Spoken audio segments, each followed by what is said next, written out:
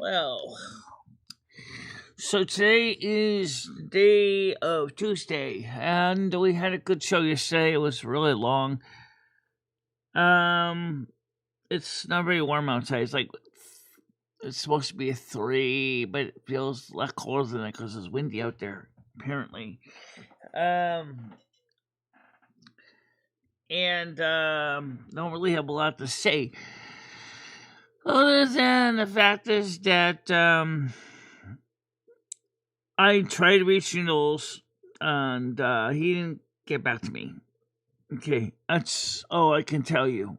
I um again go. I don't know if he's what's going on. Just keep it simple. Brain Dead, how you doing? Good morning, Golden Girl. I did say hi to you already. Um. So yeah, just I left the Hecate starter server because my own because I felt that there really wasn't anything that really interested me. The most active activity was in there was in the announcements. She had two subforums for announcements on Discord, and I really didn't know much about the other people, and I just just quietly just left because I didn't really feel I was getting anything out of that server. I mean, I wasn't being attacked or anything. I just wasn't.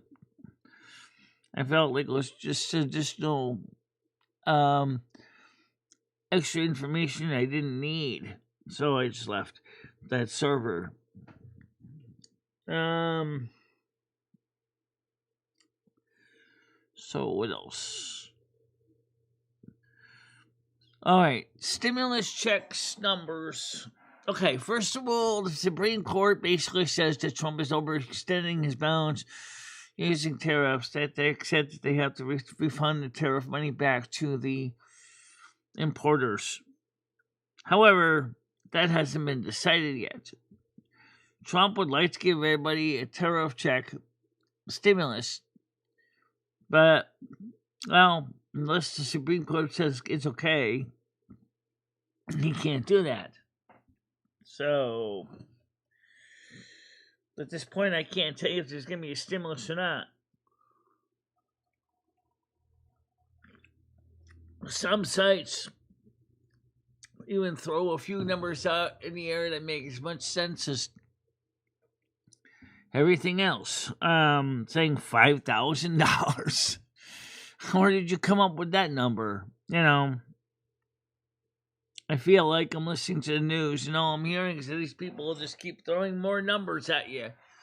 First, the Social Security increase of $200 a month. I've heard that one. Then I heard a $2,000 stimulus check, if based on tariff money, which is up in the air because of whatever the Supreme Court says. If it says it has to return the money to the importers, then that's out the window. That's all I know at this point. Not a lot to go on. I haven't heard from Noodles. I said that a little while ago. I don't know what's going on. I don't know if he was joking or serious yesterday. I really don't know. Some people say he was probably joking. Some people say he was serious. I'm not sure what he is. All I know is he did not get back to me. I called him on the phone. Phone rang a lot. It went to his voicemail. I left him a message. I left him a message on Discord after I tried to call him. He refused my call on Discord. So, I don't know what's going on. I have no clue. Another thing is no one knows who Gaming Fairy is either. Last heard from was 3 days ago, according to Red, and that's all I know. I he hasn't heard from her either. He said the latest information he had was that a local man asked her for a ride. That's all we know. We don't know any more about that. Good morning, Chris. How you doing today? How you feeling?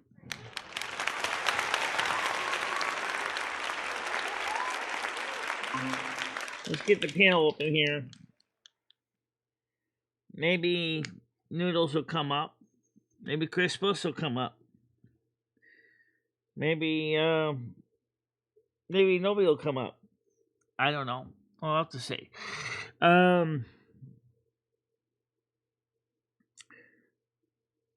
Good morning, Chris. How you doing today? Good morning. You sound like a grumple.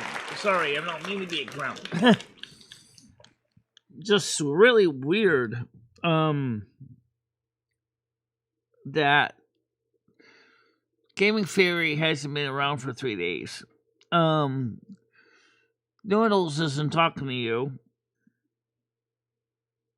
Good morning, Hammer and Nails. How you doing today?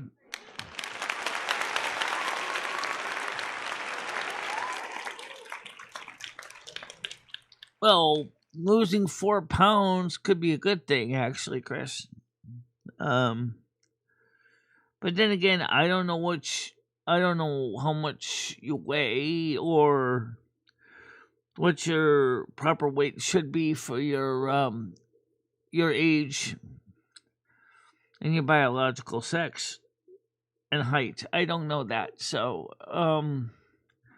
but that could be a good thing.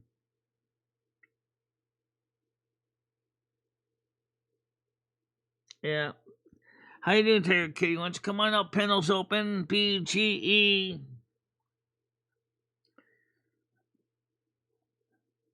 Brain Dead, how you doing?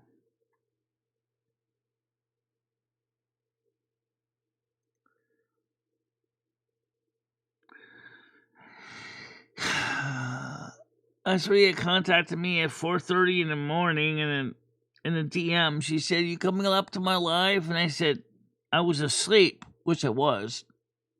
I said, "You coming to my live?" I gave you my link to come up here.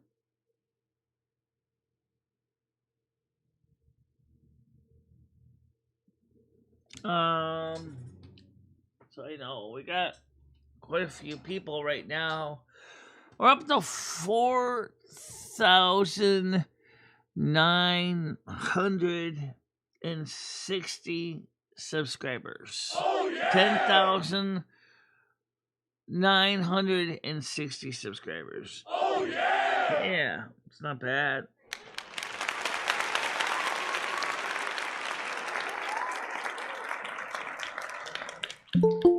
Okay, so it's ready to come up. Tiger Kitty's ready to come on. Good morning, how you doing? Good morning. Okay, let me go ahead and give you your co-host powers here. So anyway, So Noodles isn't getting back to you. I don't think he was saying that he doesn't want to be your friend. He just...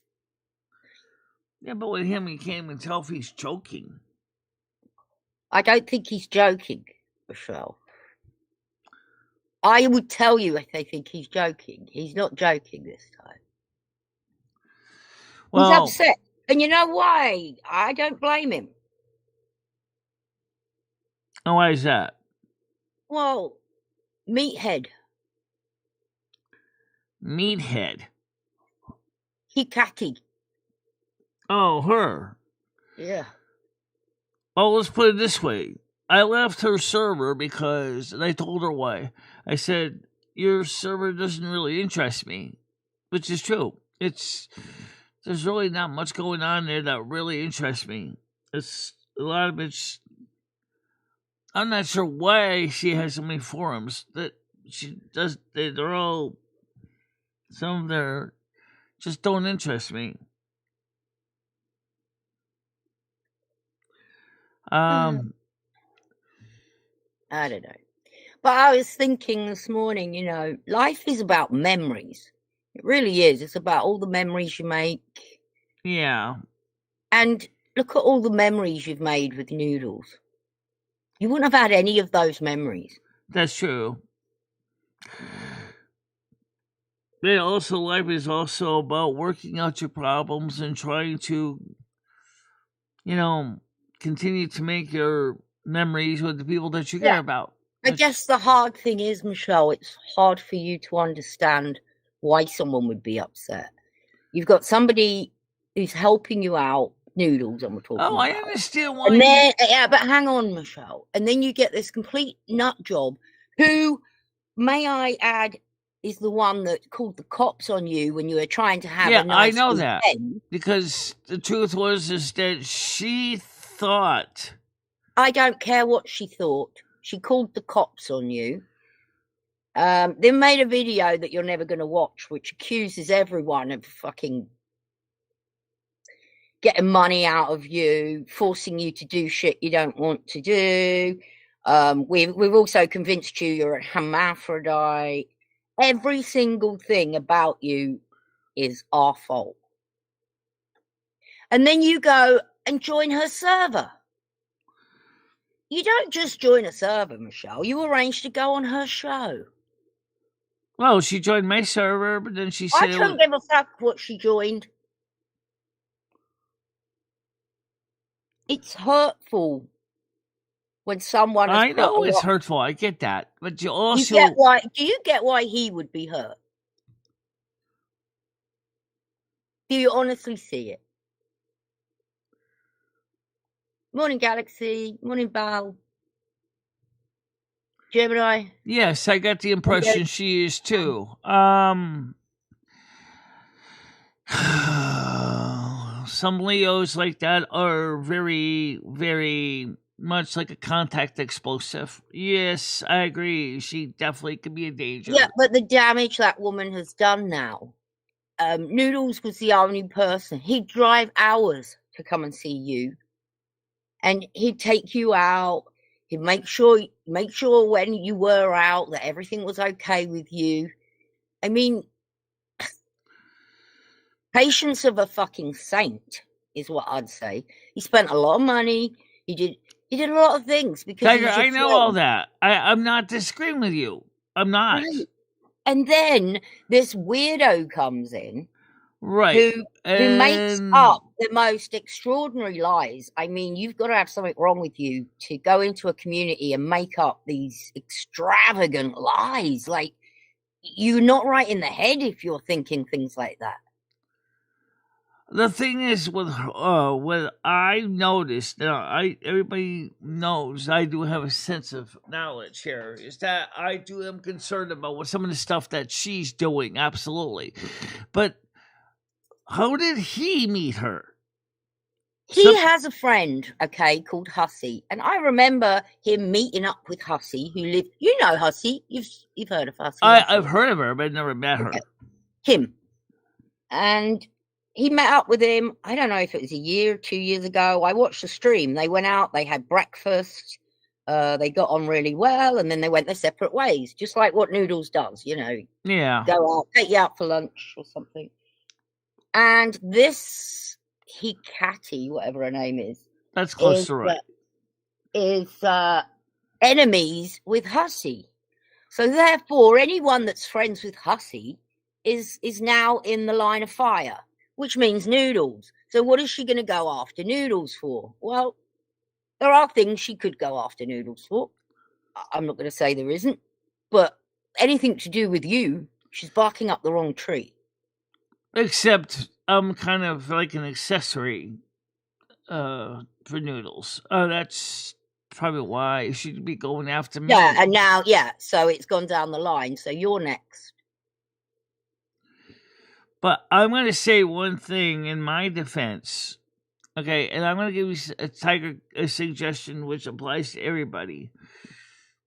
And you go out there and you're on YouTube and you stream like Noodles does. And you stream every friggin' hour.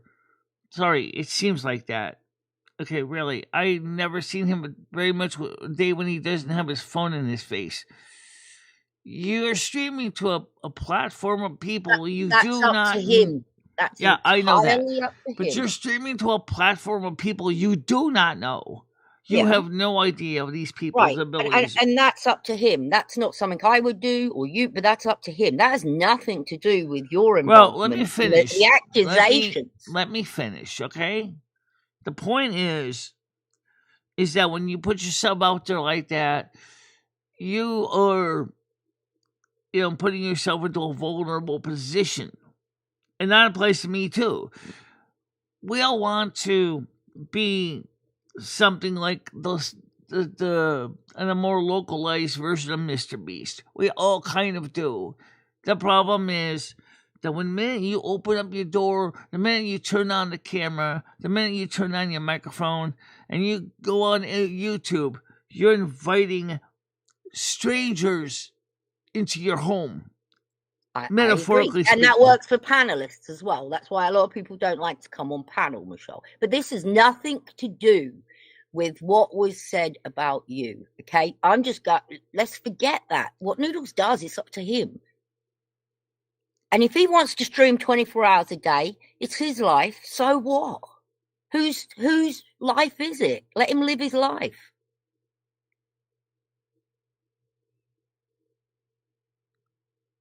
Say what? Oh yeah, we use code. Say went on a conspiracy over over eggs and other foods. I suppose code words. You denied your agency and your gender. Yeah. Okay. That's kind of strange. She tried to look into all your background, Michelle, to see if she could find your birth and everything. I used Grok to dig into hers, by the way. So I got enough dirt on her also, thanks to Grok. That's why I found out she was a sex worker. Look, yeah. I don't care. If she's a sex worker, I honestly don't care. Good for her. Nobody cares. That's up to you, mate. You do what you have to do to survive. I don't care if she's a sex worker. But you are not qualified to come over here and start making up shit about Michelle. You do not even know any of us. Well, I can tell you I asked ChatGPT to also dig into my own history, which I thought was kind of interesting, which is completely different from hers, which is a much more positive history.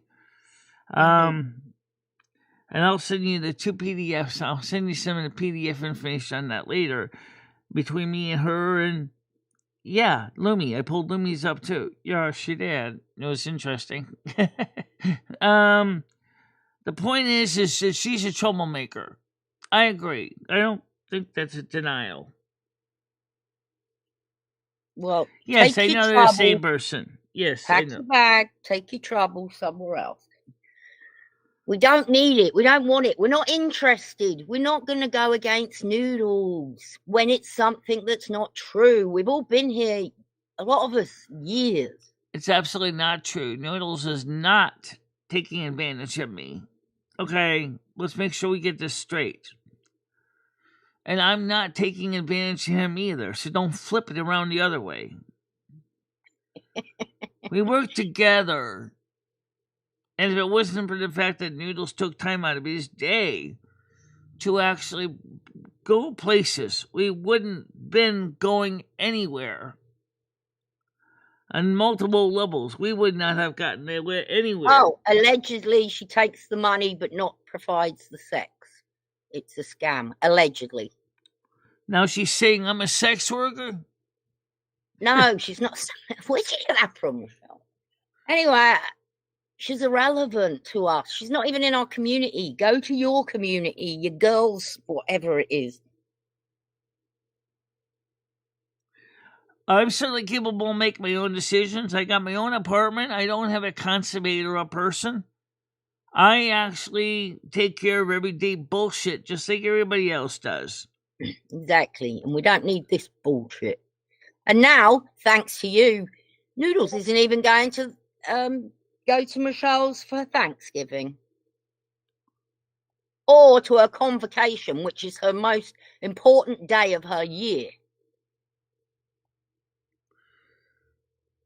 This Bliss says, then the man has no legal recourse. I don't feel like I'm missing something here. Yeah, if say I was said, oh, I'm going to have sex with you, give me like 500 quid or dollars, whatever, and then I said, no, I'm not doing it, and I grabbed the money, he couldn't go to the cops, could he?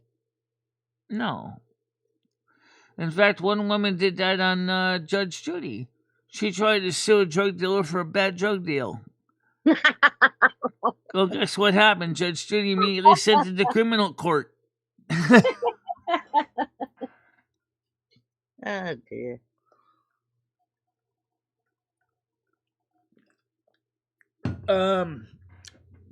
Yeah, it's. I think it's disgusting. I'm getting stuck in the middle of something that originally had nothing to do with me. I know, and the sad thing is you're quite vulnerable, Michelle, so she saw you were vulnerable, and well, likewise, something's going on with Gaming Fairy because we haven't heard from her in 3 days. Even Red is starting to grow worried. He hasn't heard from her either. The last time he talked to her, she was going to give us a local stranger a ride in her car to go somewhere. Well, that's all we know. Do you not have a parent's number or anything? You can. No, he doesn't have her phone number at all, and neither do I.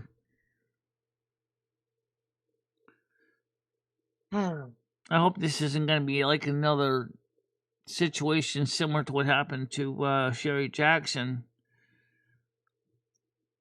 No, look, Gaming Fairy's young, okay? She's health-wise. Yeah, she's health-wise is much better than Sherry Jackson, but still. You know what? Anything could have happened. An animal passing away, anything. How can I pull on this person report when I don't even know her real name? I don't even have her address to do a welfare check on her. Oh, let's not go that far. I don't think. Well, I think that's where a valid welfare check would apply. You're not trying to be a bully, especially if you don't hear from someone for 3 days. You know, you would think her parents would have certainly done it already.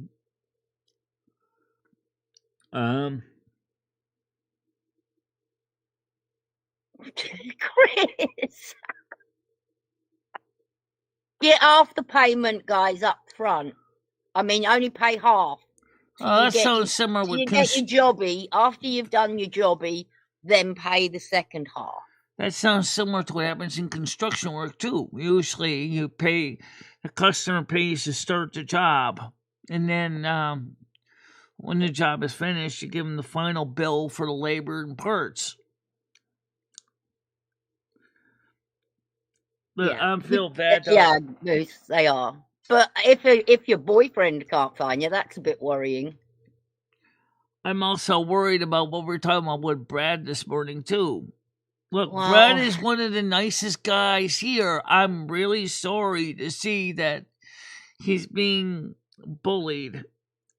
I'm not going to give names, but the individuals know who they are. The thing is, why did you have to run Bradley off? I thought it all came out in the open and it was over with. Because I honestly haven't... Brad, just relax. Oh, I miss Bradley. I like talking to him. Well, he's left the server. She's not on Lumi's server still? Oh, I don't know if he's on Lumi's server. I'll check that later.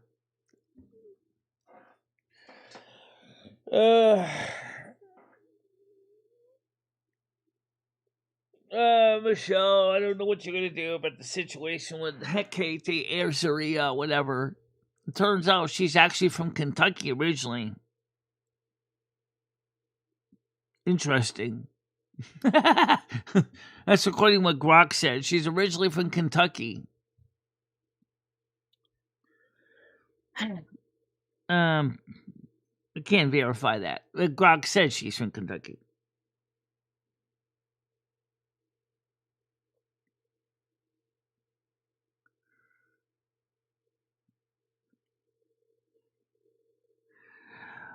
Well, you know, I talk to Red.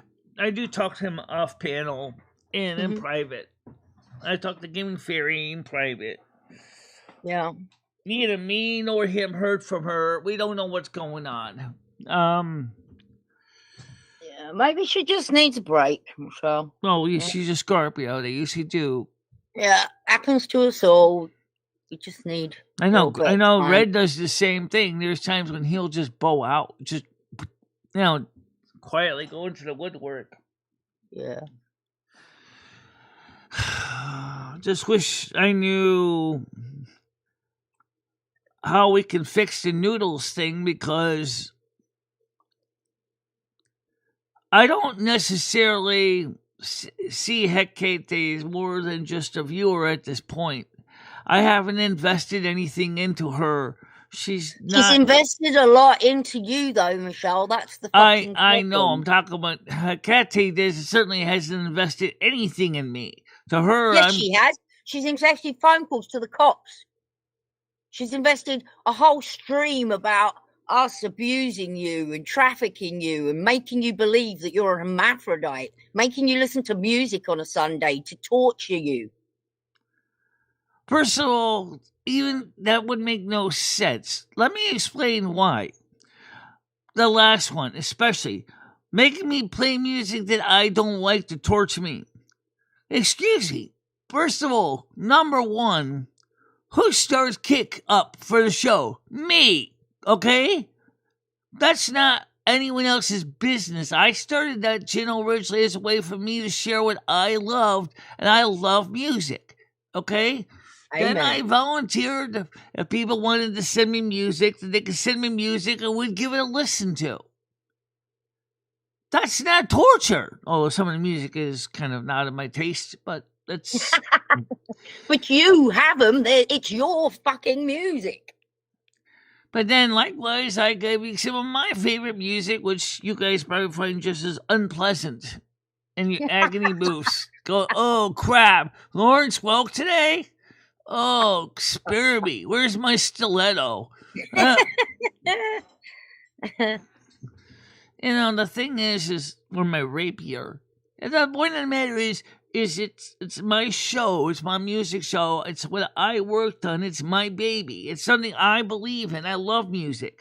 It's part of me. Yep, I know. And then do you remember when you first kind of started hanging out with Noodles and you stayed in that hotel room the very first night? You were still doing that disgusting chatterbait. Yes, I remember. And, well, she's got a clip of that. So to her, she's putting it out that Noodles is okay with you doing that. And yet she does the same thing on Chatterbait. Does she? Yes, she's a sex worker.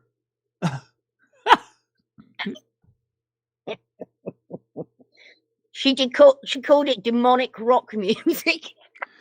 And what would you think is Lawrence Welk and is some of the music I play from that? She probably thinks it's Novocaine. Or Ether. I love that kind of music, though. It's fun. Some of the older records are a real trip to listen to. I know. You know the words. Like, you started singing along to that album on Sunday. Oh, yeah. Polka and Waltz Time. Yeah. That's only side one. Did you hear side two? The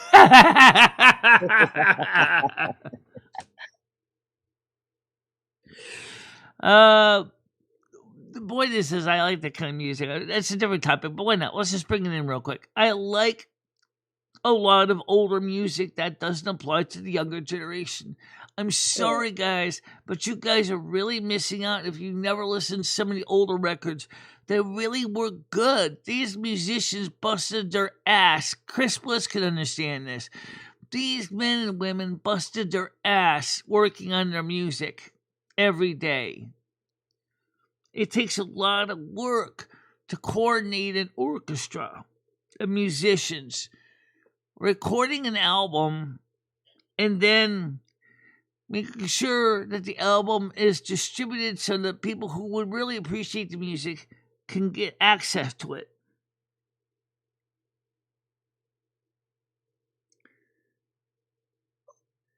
Yeah. Yeah, okay.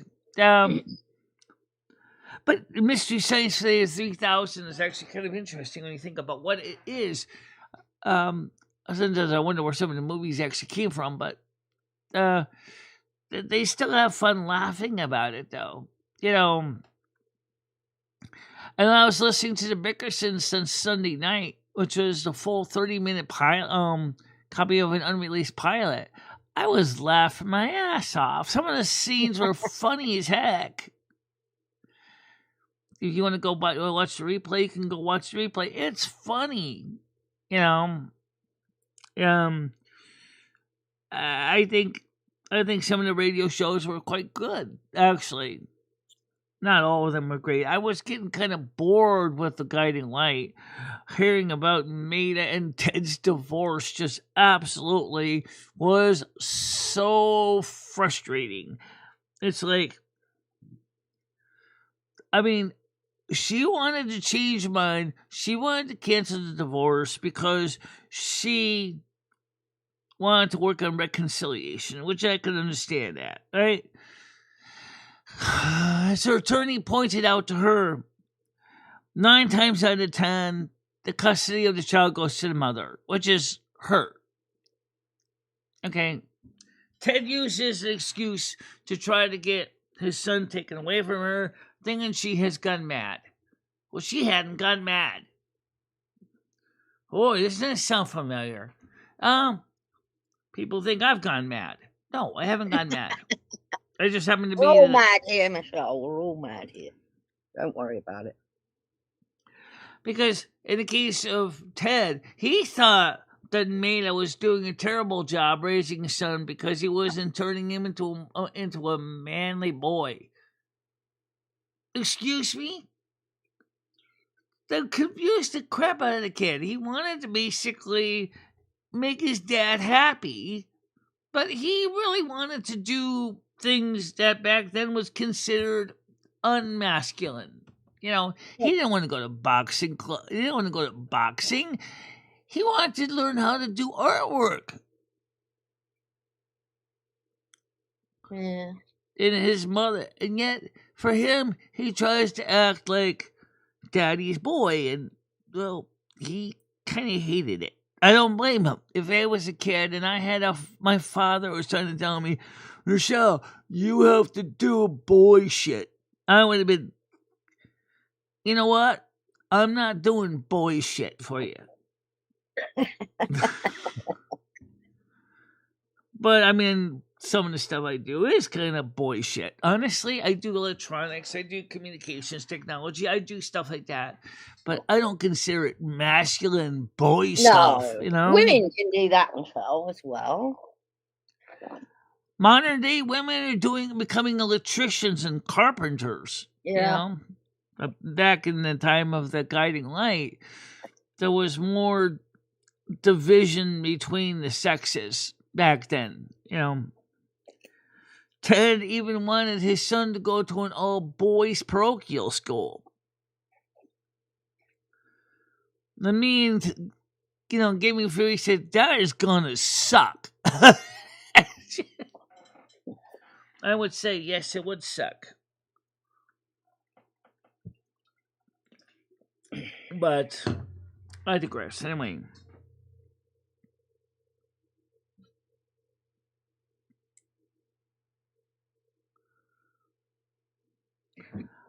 On a serious note, I don't even know what's going on, where she is. Maybe she's, I don't know, maybe she's not feeling well. Just having a little break, you know? Like, fuck it. Could be. I'm turning my computer. Or maybe her and that male stranger developed a friendship and they're dating each other. Who knows? I don't know. I don't know. We reach her to ask her that question. But let's get back to Noodles. Noodles and I were close and still are close. Because we're both earth signs, and you know that. Okay, I know it gets confusing because my sun sign is a little bit confusing. And I mean, in some ways, because I am kind of a mix of Aquarius and Virgo. Like me and Chris Bliss were talking about yesterday. But the thing is, I'm still Virgo deep down in my core, so that's still true. But I'm also got, because I'm married to Lomi, I got some Aquarian quirkiness. That's true, you do. Yeah, but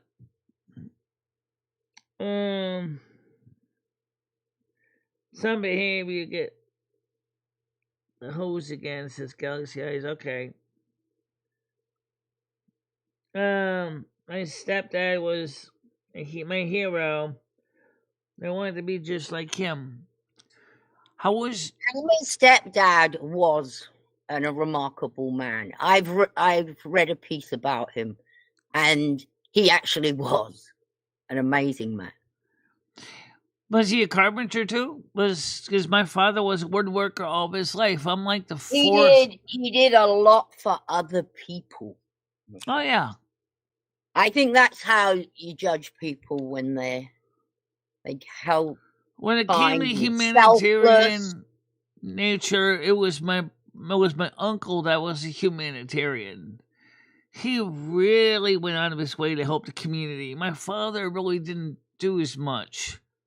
Right. My mother. And the same, like, it doesn't matter how much money you got or anything. Look at homeless Mike. He did a lot for people. Absolutely. So he was loved when he was well loved by community, and he never asked for more than he needed. He never did. Right. And when I came back after my injury, he was the man who would go to the store with me and get food. And all he asked me to do was give him a place to sleep. And I gave him a place to sleep that one winter for a couple winters. And I mean, I gave him a couple places to stay for a couple winters, not just one. I actually stood up for him to the landlord before Ed moved in and told Jimmy, look, this guy is helping me out with my ability to get things done. I couldn't really walk at all for at first. Right. Remember that, right? I couldn't really walk. I barely could. I mean, I was very, very much like a young foal, just barely managing to stand on those rickety legs after my kneecap went on my left leg. It took me a couple of years to recover enough to walk straight. Mm-hmm. Yeah, that's something to remember. And yeah, and that's Noodles. Only knew me met me after I was injured. He never knew me before my injury. Physically, never been here before my injury. So, Homeless Mike took time out of his day to do all these things because he had genuine compassion. He understood. Right. Same with Noodles. He has genuine compassion. Yeah, he does. I don't remember what Mike's zodiac sign was. I think he was a Taurus. He was a Taurus. Thanks to him. He was a Taurus, but he definitely took the time out of his way to help and be a grounded support. Good morning, Nads. Did I already say that? I can't remember. Now, by the way, Hammer and Nails, was your stepfather also in the carpentry? I'll be back in 1 minute, so I'll be back in a minute. Get a drink. Because, I mean, my father was a woodworker. His father was a woodworker. His father's father, his great-grandfather, was a woodworker. At least 4 generations of my family has been involved in the carpentry trade. And floor laying. And finished carpentry. We did it all. I was the only one that became trained to be a Sparky. But I certainly know my way around a woodworking site. I know my wood tools. I know how to use a level. I know how to use a circular saw. I know about how to put up joists and putting up knee walls and walls in general using 2x4s and 2x6s. Because that's what I grew up doing, working with my father on construction jobs. So, might not have the best eyesight in the world, but she sure can swing a hammer when she really needs to get a job done. So that's something most people don't realize. I'm a Jacqueline of all trades, expert at none of them. But I certainly love seeing a well done job, one that's done with care and respect. I hate half-baked work, and I really do.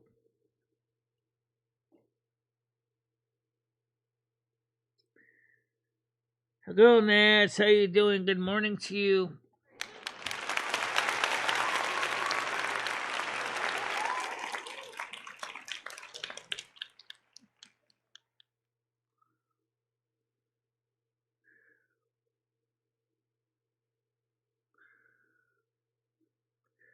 Well, Galaxy guys, I have had plenty of time working with band saws, table saws, circular saws, routers, planers.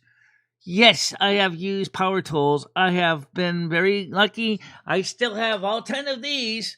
So I can't say I didn't learn anything. I was in wood shop. I was in metal shop in high school. I took basic wood, basic metal, advanced wood, extra advanced metal and wood. I loved metal shop. I loved welding. I loved woodworking. Like I already had a lot of experience from my actual father working with construction and knowing how to use it, put in dowels, construction with dowels and pins. I knew how to do all that from my dad.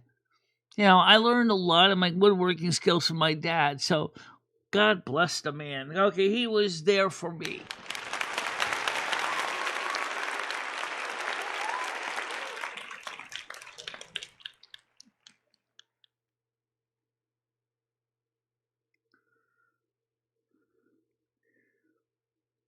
Small engine repair. Well, that's not a good job. At one time, it was a very lucrative business. Ed was into that. Ed went to school to do small engine repair. But unfortunately, the industry changed, and then there really was no need to do small engine repair anymore.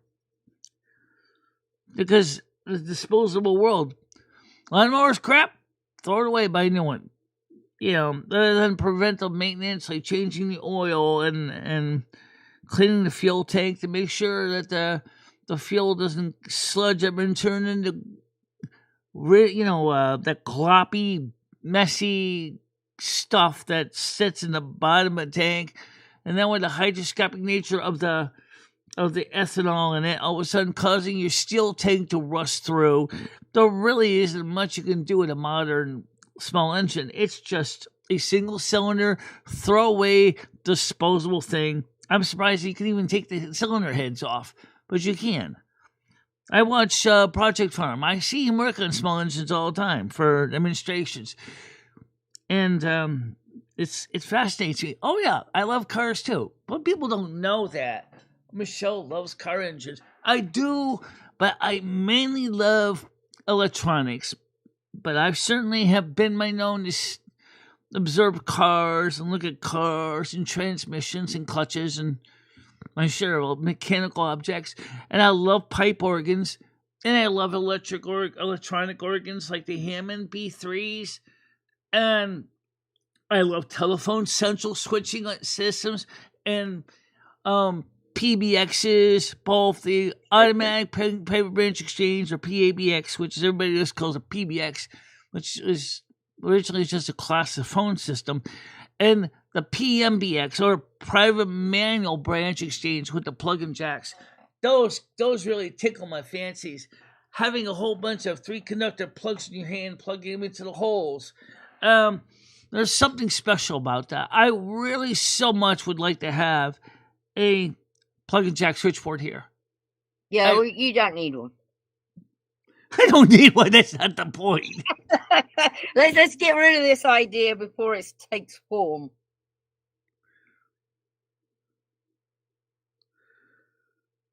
Galaxy Eye says Tina wants to be able to pick up George from the home on her ride-on. Well, I don't know anything about how that would work. But if she bought one of those if she had the money, she bought one of those adult trikes, like the e-trike I was going to buy.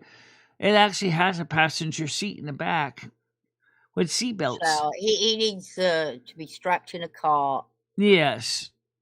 Yeah, I don't think it would be a good idea for her to try to put him on an e-trike. Even if it only has seatbelts and everything, I think that would be a mistake.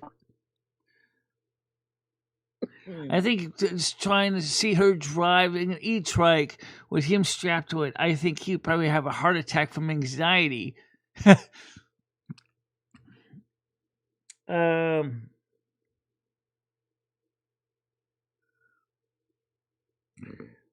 There's more in the carpentry than engines. Yeah, it's kind of funny because it's just like me. I was more into electrical and electronics than I was in the carpentry. But yeah, I still love the nice, freshly laid strip oak floor with a nice polyurethane finish. I love the look of that and the feel of the glossy surface. I love that. And I grew up in an environment you expected nothing less than the best you could do. That's why some people keep telling me you keep living outside of your means. Excuse me. Hold my beer. No, you know what? I may have lived outside of my means, but you can't say that I didn't at least do something good with all the things I knew and all the things I can do. Oh, yeah! I mean, I'm on YouTube 7 days a week. Yeah. This is my passion other than electronics and electrical and some carpentry. Because that's what I'm good at. Yeah.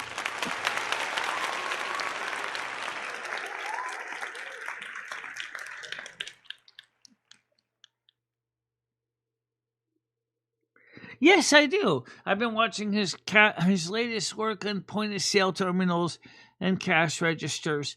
So yes, I do watch Cathol Radio. Yes, I do. He looks like a male version of Krista. He looks like he could easily be her brother. I don't know if people realize that.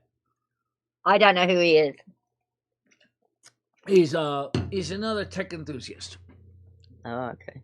I'll continue one of his latest videos in cash registers and point-of-sale terminals. He goes in for the long run. He doesn't make a 20-minute video saying, "This is a register, this is how it works." The newest one is 1 hour 41 minutes long, going into everything, including history, how they work, the mechanical processes. Do you watch it all?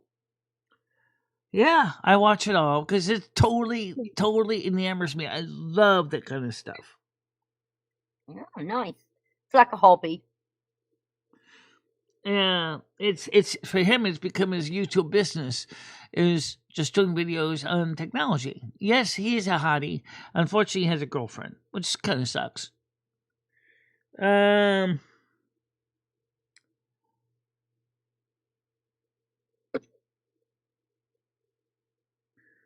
If Galaxy an online baby shower, hell yes. What a cool idea. Seriously, I don't know how I would host a baby shower, considering the fact is I wouldn't even know how she would even be able to get the gifts, except by post. Yeah, it's about the only way. Well, we'd have to do virtual gifts or something. It applies to anyone. Actually, no, you just have Amazon. Yeah. Yeah, I still am in Amazon, yep. So, as far as Noodles goes, I don't know what it's going to take to get him to realize that I still deeply care about him. Aww. And someone needs to tell him I'm not going to give him up for some sex worker. That's not going to happen. Okay, first of all, do you know the story about who Hecate is in Greek lore? I told you about it yesterday. She was the wife of the god of the underworld. And when she, or not her, but I guess someone tricked Persephone to eat the pomegranate one of the things. And by the way, who's Persephone? She is the young lady that we associate with Virgo, by the way. Figure that one out. Okay? Demeter was her mother.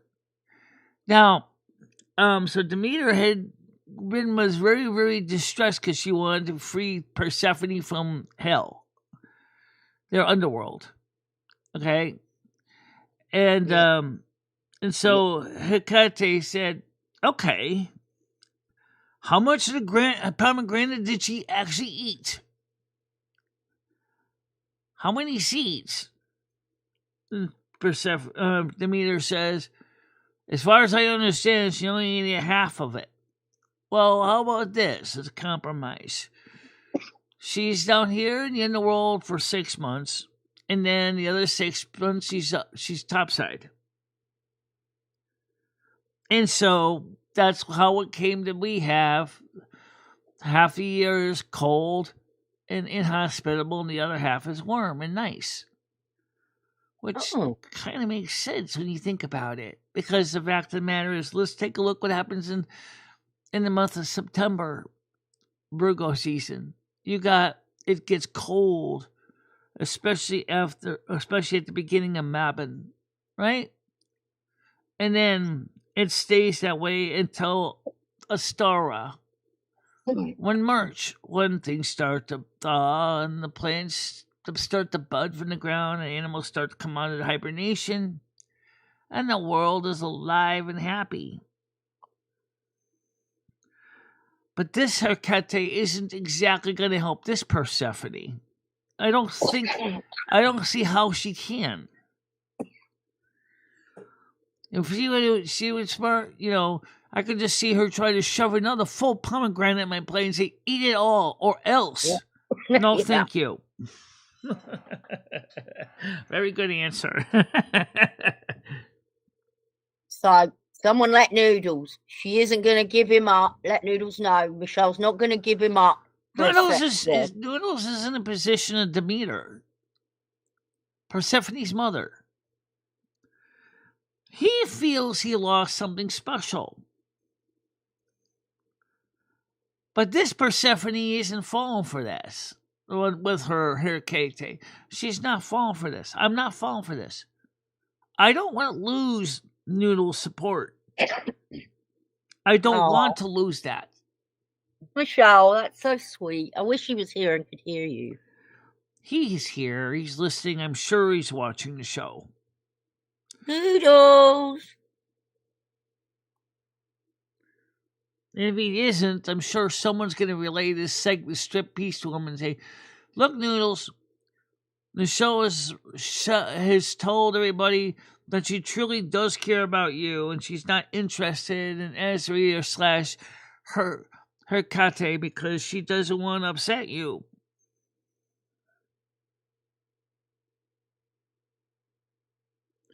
Great, sometimes I can't tell. That's the sad truth. Well, Grizz, then he's playing games with me as well because he messaged me this morning. Oh, at least he messaged you. He didn't message me yet. Yeah, but it wasn't anything. It was something to do with he's not coming to Thanksgiving. Let's just put it that way. Yeah, I know he said about the Thanksgiving thing.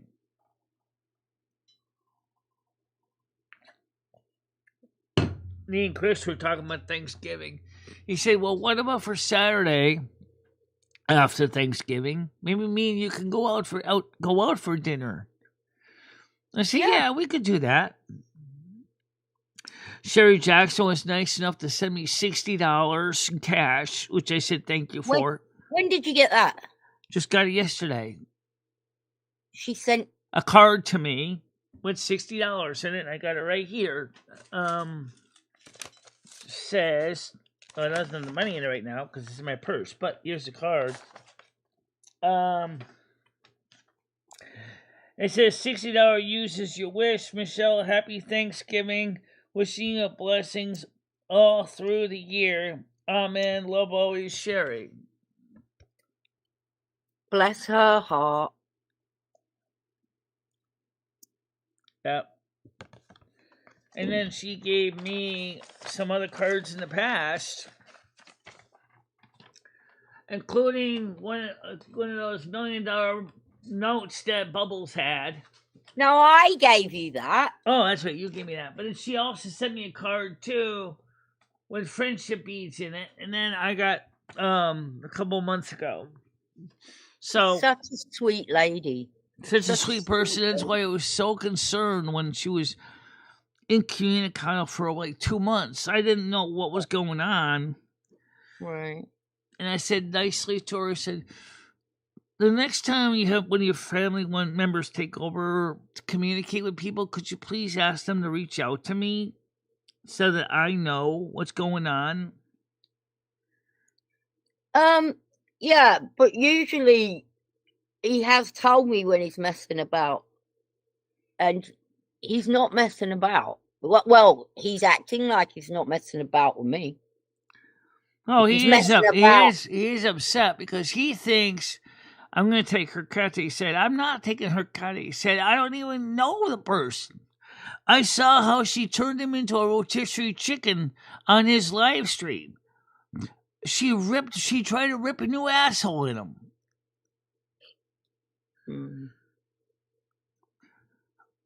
For those of you who are new here that came from her platform, please understand, I don't like being put in that position. Exactly. If you like All the this show drum. and you would like to be on the show as you are and you're happy here, I'm very happy to have you here. But if you're looking to come in just to start trouble, I really don't need that, okay? Yeah, I've seen him do it before with me, too. But sometimes I can't tell if he's telling the truth or not. That's the problem with Noodles. So, and I don't want to make everybody else in the chat feel down because of that, but I do feel bad for Brad, too. I really wish I knew what was going on with Brad. I really wish. See, with Brad, I thought because everything had come out in the open, that really all the shit is going to stop, because we are all watching. We can all see if someone's starting shit or someone's not starting shit. So I don't know why he would leave just after that, because now it's in the open. I honestly don't. I haven't seen anyone starting shit with him. Yeah, I don't know. Apparently, it's something that has to do with the people in the Discord. That's all I know. I don't know the full story. Our Discord, though? Yeah, apparently it involves some people in our Discord.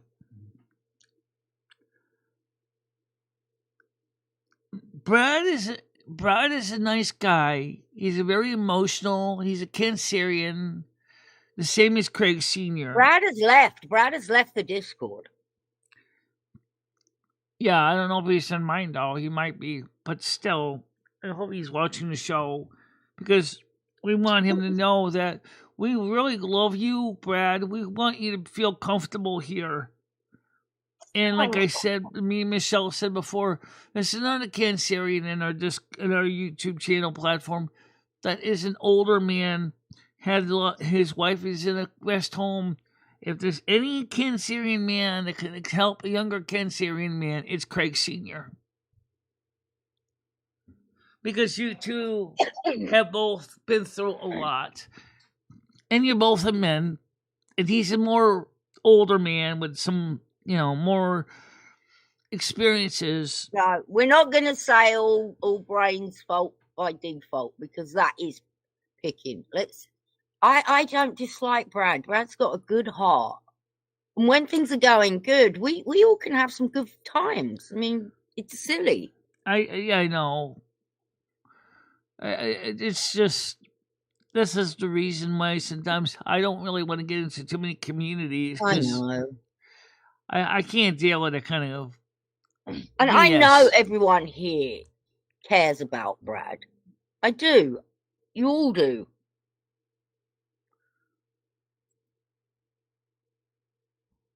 No one wants anything bad to happen to Brad or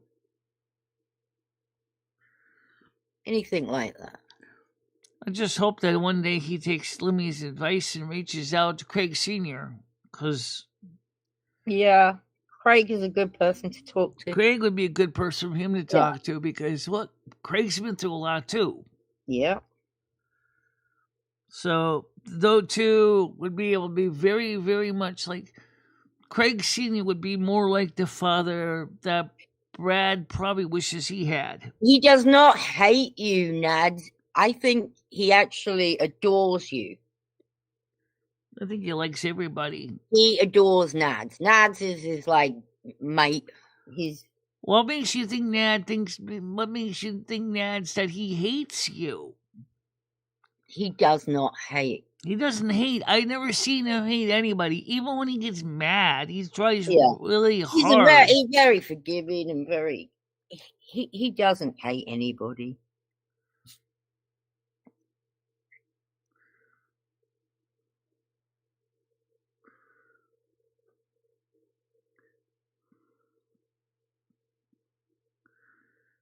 Well, Grizz, I hope he does too get the help he needs.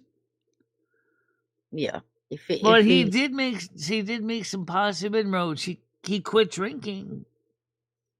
Yes, he did. He quit and we drinking. need to make sure that he doesn't fall backwards, back into that trap.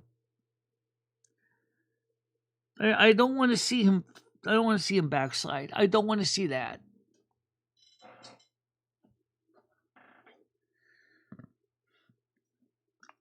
I think maybe he lashes out at you, Nads, but you for sure are his favourite person. I know I'm one of his favorite people. Well, yeah, Michelle, of course you're his absolute favourite person. But second down from you, I think is Nads. Do you know that I found out that Cancers and Virgos can actually be really good compatible couple? I did not know that. It's something about Virgo can give something to Cancer that Cancer so deeply wants. And Virgo gives it freely. Compassion. I just don't want him feeling bad, you know. It's not nice. I think you need to relax your tits, though, Brad. You need to chill out. I don't think Braindead is actually trying to do anything necessarily against Brad on purpose. I mean, I heard the undercurrent story, which I don't know if we should bring it up here. But there is one woman that he seems that he liked that Braindead also liked. So. And that happens. It does happen. And But Brad, before you get all upset about this, the one woman that we're talking about lives closer to Braindead than she does to you. But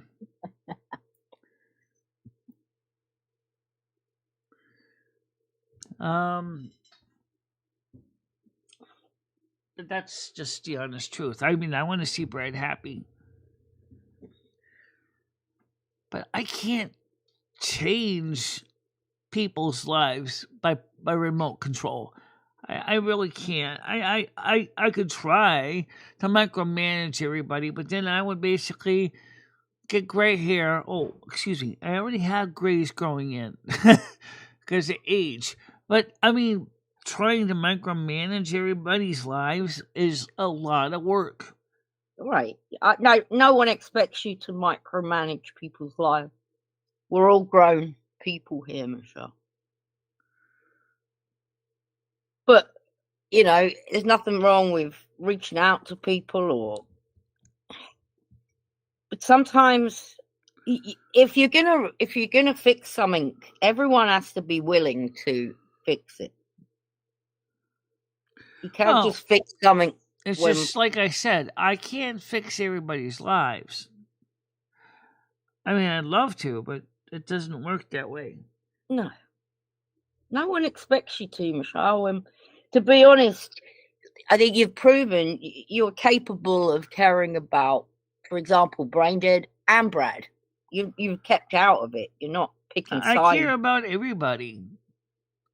sometimes to the detriment of my own health. Yeah. And I feel like that. I feel like I care about them both as well. I don't.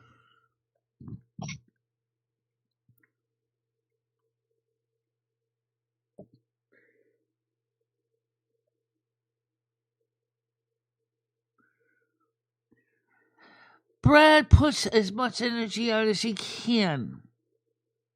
Galaxy, how much more can you expect? He's doing his best to make a living. I mean, just like you, he has the equivalent of a 9-to-5 job. He's doing the best he can to care for his family and his own needs. It's not like he's got an infinite amount of resources. Mm. You know, But Brad has a big heart, and I think things hurt him. he get a big hurt, but just like the song, you picked a fine time to leave me, Lucille. So did Lucille's husband. He had a big heart too. And to realize that in the song that she was gonna sleep around with some other guy after she got into an argument with him, his big heart was starting to break. And this guy was built like he was a farmer. You know, the point of the song is that Kenny Rogers said he just didn't have the heart in him to, because he kept remembering what that guy's line said. You picked a fine time to leave me, Lucille. Yeah. Well, that's the kind of person Bradley is. He's not the kind of guy that's going to give you a roundhouse to the jaw. He's not that kind of a guy. He's the kind of guy that's going to go ahead and he's going to feel it emotionally, the betrayal. It's not like, he's not like an Aries. He's not like my landlord who would probably give you a roundhouse to the jaw. Trust me. Or I'm sure even Golden Girl might have even done the same thing when she got riled up enough, because she's also an Aries. But the thing is, he feels it, and his feelings are on the surface, just like Craig Sr. Yeah. Craig Sr., look at what happened to him. Oh, he loved his wife to death. He loved her so much that he put all of his effort in to take care of her at home. He lost everything. And he lost everything. He's such a fucking wonderful guy. He really is. Like, he could have put her in a home ages ago. Sure, he could have. But he loved his wife so much that he wanted to make sure she was happy. Brad is just like Craig Sr. That's why I said to him, that's why I agree with Lumi. Maybe we should give Brad Craig's number. Maybe the two could sit down and talk like a mentor. He could help Bradley understand why he feels like he does. And I think that would be very therapeutic for both of them. Because they would be able to talk about things that they're feeling among friends. Kind of like a big brother to Bradley, you know? Like, hey, look. Well, he knows that I think every one of us does care about him. Is he perfect? No. None of us are perfect. Nobody's perfect. We all know that. Hey, so. Now, Hammer's having a hard time with keeping up with Tina's sexual appetite. You know, Tina wrote in her Discord, I don't know how long I can go without sex any longer. Because George has been... Right, he's not been able to do it. Yeah. Right. So Tina hasn't had sex in like a year, I think. Well, I know that Noodles has been saying something very similar himself. You know, but I wonder if, in the case of Noodles, if maybe he's going about it wrong. I sent him a link to a video that some of the Okay. signs that men miss when a woman is really attracted to them. When did you send him that? I said it to him last night. You sent him, Noodles, a video on signs that men miss when women are attracted to them. Yes. Like what? Come on, give us a few. Well, let me give you the main thing that the video pointed out. The most important way you know a woman is attracted to you is when she starts talking about her personal life without you even asking. It's not just a look. It is not just the way they respond. It's when they start volunteering information that you never asked about. Okay, so tip number 1, guys. If a woman is volunteering personal information, that could be a sign. Yes. Okay, tip number 2, Michelle. Well, that's pretty much what the main tip is. That's the thing that the men often miss. I mean, they're looking for physical signs, and she's giving him the most powerful one right there. When she starts telling you about her personal life, she's saying is, I like you, I trust you, I feel comfortable with you to give you my most personal, things about my family, about what I want, my dreams, my goals. That says a lot. I mean, for example, if she really, truly wanted, she's going to protect her secret. She's not going to just spill the guts just to anybody. Hi, Golden. Hey, how you doing, Golden Girl? Top tip of the day, guys, that was. But you say that, Michelle. We all sit in the lounge in the Discord talking. Yeah. I'm not surprised. That doesn't mean that we're interested in each other. We're just talking. We're just friends. I'm so sure. How do you know the difference? How do you know the difference between that talk and that other talk? Because if it's a personal conversation like that, they're probably not going to be talking in a whole group of people, a whole gaggle. They're probably just going to be talking one-on-one. Okay. Because it's just the nature of it. It's personal. She doesn't want to tell the whole world everything about her hopes and dreams and her family. She doesn't want to do that. Mm-hmm. Because that is personal. But when she comes to you and you say a lunch date, and the next thing you know, she's sharing her personal life with you. Yeah. If you men are at least aware of it, pay attention. That says something. Top tip of the day. Yeah. So you didn't give any other things for them to pick up on? Just if a woman is talking about a personal life. Yeah. You also can tell in the way she's talking to you. Of course, you got some physical signs too. She starts warming up to you and she starts, openly talking about things. That, as I said, is the main one. The one thing that many men miss. They look at the physical signs, like, does she hold my hand? Does she give me the eye? Well, that means something too, but the point is, if you really want to know if she's really, really interested in you, it's what she says. It's not necessarily what she does.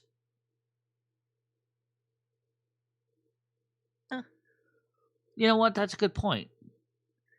Henry Neal said, how do you even get some bra to even talk these days? Well, that's a good point, because a lot of women are rightfully concerned that they might pick the wrong one. There's a lot of crazy nuts out there. Absolutely, there's a crazy nuts out there. She doesn't want to. It's just like my cat. He's not going to express. It's not going to show you his belly to just anybody that just walks by. Because it's his most vulnerable part of his body. And for a woman, her whole life is. I can say a whole. Go on, carry on. Sorry, yeah, a whole life. But when Rusty's all chilled out and he's stretched out and he's showing me his belly, it means, hey, I trust Right. you. Well, it's the same with people. Some Yep. people, then for a woman in our 21st century, it's when she opens up and talks to you. Here, digger dog, it's Brain Dad. Hi, Brain Dad. How you doing? Hi, Brain Dad. Hey, what's up? Not much. Oh, I'm just amazed at this. Did you know these top tips that Michelle's giving? I heard the one about personal info, and I Yeah, didn't hear dogs Personal do info. too. Dogs do too. I'm sorry. And if Dogs- you let somebody rub your belly, you really like them. Absolutely, Oh, I do agree with like a dog. getting a dog hammer, because a dog can really be a check magnet. I mean, cats can be too, but I think 100% dogs are magnets, especially if little they're dog- young and cute. Yeah, my especially little a dog cute gets dog, a lot of right? women to For come up to my you, car. I could see you getting something like a black Labrador, or maybe even a golden retriever if you don't mind vacuuming up all the dog hair. But a dog would be good for you. And you don't listen to crazy music that makes them say, "Wait a minute, I don't want to talk to this person." So yeah, hammer, get a dog. Okay, get a dog. Yeah.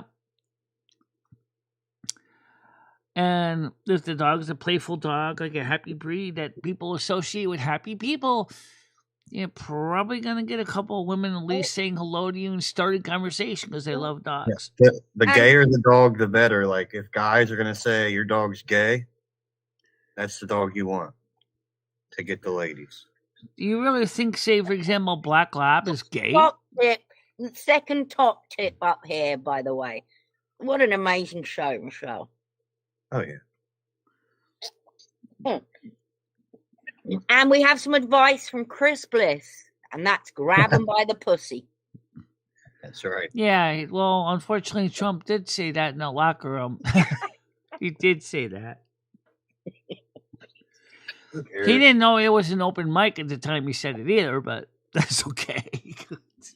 He's a guy. Well, What do you think? if I said, "Oh, grab him by the nuts," no one would say a word, would they? All right. No, but What? we know what to do to get him. Then more in kiss cases, more like grab him by the stomach. Hey, I got a nice dinner cooking in my oven. You want to come over? I mean, you could have said like use them like a sock puppet or something. That would have been worse. Yeah. Men like and enjoy a good meal. That's what it Okay, is. tip number 3. This one's for the ladies. Men enjoy a good meal. Mm-hmm. And most definitely enjoy when you are into some of their hobbies. Oh, yeah, there's a fourth one. The man likes to feel needed. So if there's something that he can help you with, he's going to want to do it. More than likely. Okay? Even if you can do it yourself, make it a two-person project. Yeah, let it. Maybe Let the men changing, to do maybe I like this. hanging draperies, or replacing a wall switch, or a thermostat on a wall, or a thermostat. Yeah, because we're not really that useful, but we like to feel useful. So just let us do the thing. All right.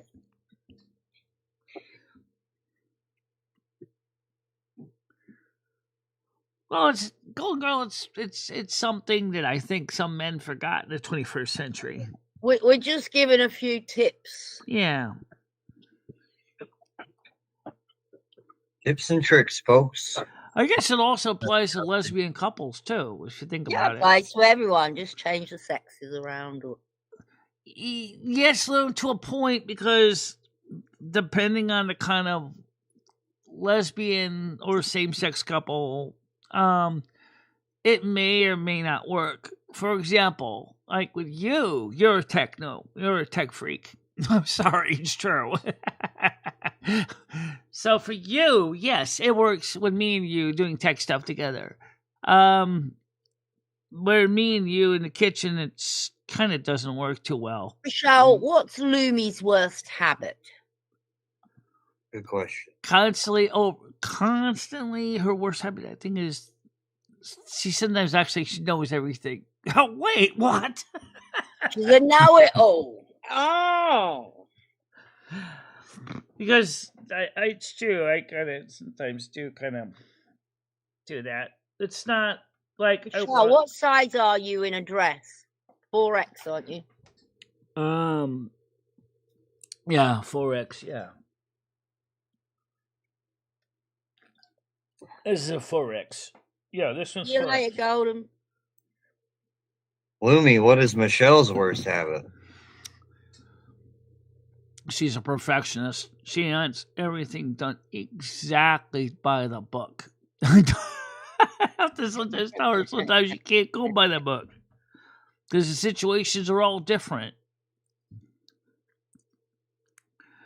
I remember when we wired all the Ethernet cables in the wiring closet. Oh God, there's an example of what I'm talking about.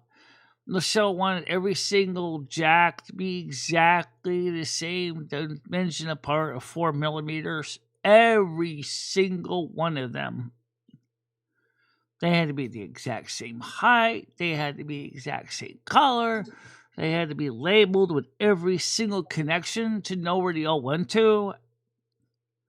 And then the problem was when we plugged in the patch cords, the cables were all different lengths. Some were 4 inches longer than others. Some were 12 inches longer than others. And Michelle said, well, we're going to have to put all connectors on the cables. And I said, Michelle, we don't have enough crimp-ons. I'm like, oh, yeah. Right now, just get the damn thing working so we can get back on the internet, 10-4. Don't worry about the cable length. As long as they reach the router, that's all that matters. Good morning, Jantix. How you doing, Chantix? Good morning to you.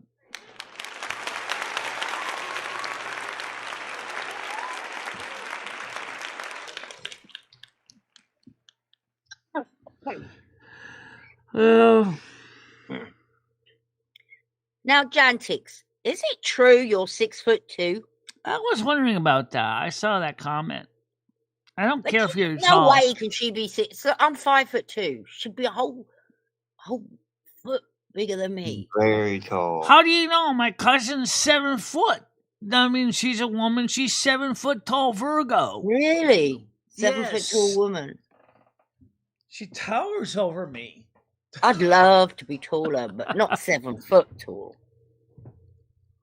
Yeah, she's definitely a Valkyrie. She's big. Yeah, but nice person, though. Maybe. Wow. Nothing wrong with height. No.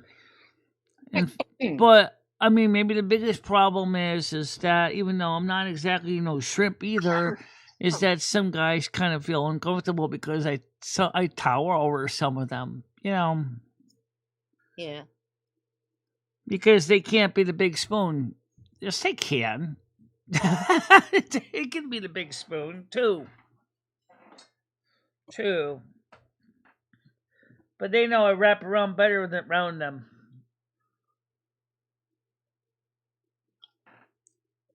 Yeah.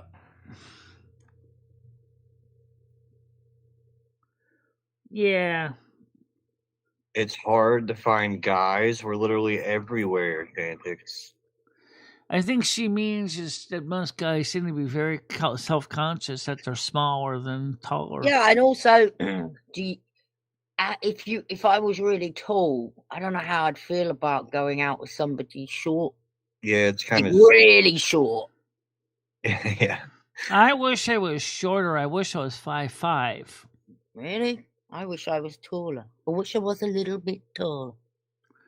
No, 5'5" is a nice height. I can't imagine. Let's see, how tall are you anyway? You're what, 5 foot, 2? Yeah. I'm the same height as Tina. Right. 5'5" is a nice compromise. It's not too tall. It's not too short.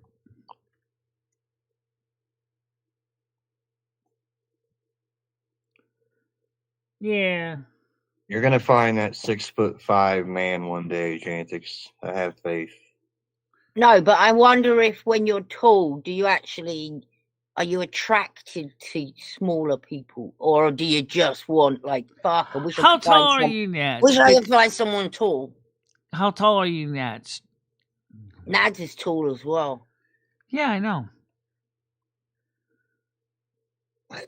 Chris.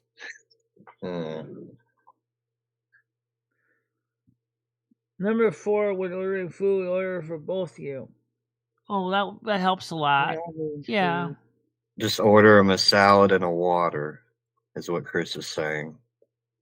No real. And a bread roll, if Yeah. you're lucky. Yeah, no butter. Yeah, but I don't know if So I you're like about that, the same Chris. height as me. Yeah, Because, you're about like, as tall as say- me. Yeah, Say 5'9". you're eating, you go out for dinner, and Chris is there, and Chris is going to order for both of you. Well, I don't like fish. No, I don't want that. I don't want that. I don't like a lot of things. Don't. I like give me- fish. I don't Well, mind I fish. don't. I don't mind fish at all. I don't like Yeah, but Chris is seafood. probably Like gonna I don't order like me fish. I don't like want fish. shellfish or clams or oysters, but regular fish I like.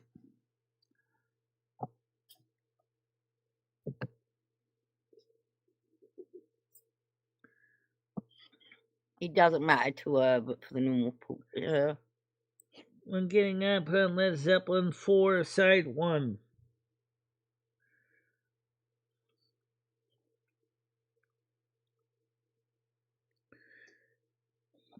Galaxy Eye says Chantix can carry noodles around like a coin purse. You know, I haven't had salmon. I mean, I've had cod. I've had, a couple of flounder. I've had a few other fishes, but I don't think I've ever had salmon. I like that putting on Led Zeppelin. Mm-hmm. Yeah. But I'm not happy with the fish you ordered. So it's been a shit date for me.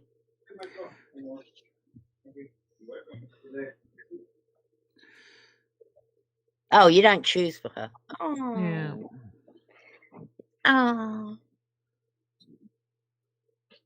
By the way, that's one mistake that sometimes men make with girlfriends that are visually impaired, is they start saying, "Oh, she wants." Wait a minute, did you actually ask me what I wanted?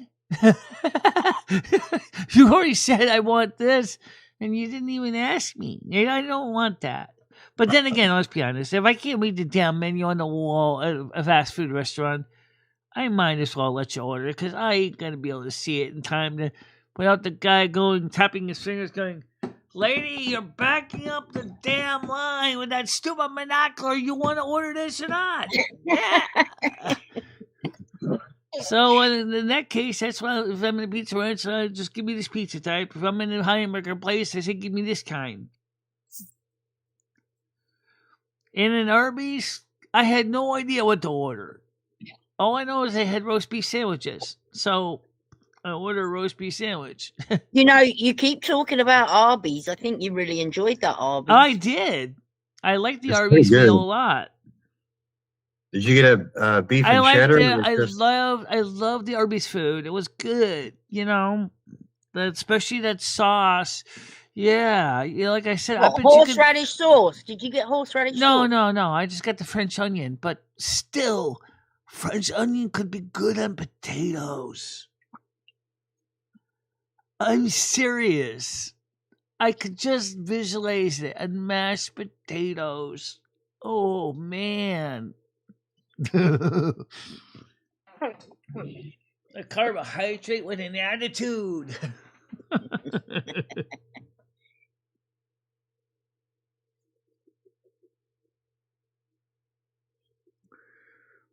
Yeah. Speaking of dwarves, I posted 4 midgets racing a camel in the Discord last night. Excuse me? I posted a video of 4 midgets racing a camel last night. I don't know, Really? people were talking about dwarves, and it made me remember. Yeah. Well, I mean, this. Next time we go to spare time, maybe me, Noodles, and Chris can go try the bowling alley. We didn't try the bowling alley. Noodles is saying he doesn't want to go out on trips anymore. I don't know if that's necessarily totally true, though. I think he would just totally miss it so much that he would just be just as desperate to get back on the trips again because he enjoyed them too. I think Noodles is a Sagittarian cusp because he's got that Sagittarian energy of let's go do something. Yeah.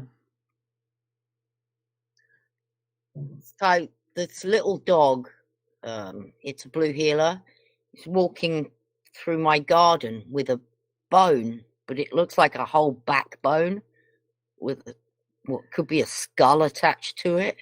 Yeah. Did you ever get that cow skull?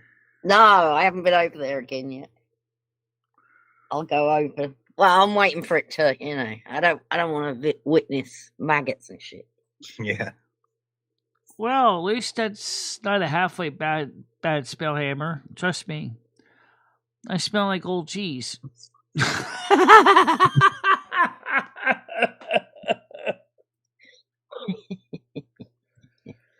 Which I guess isn't so bad as long as it's, it can be okay. I'll put deodorant on obviously as needed. What kind of cheese? I don't know. Maybe like a Romano type cheese. Okay. Not too stupid stinky. It's definitely not Limburger. That just.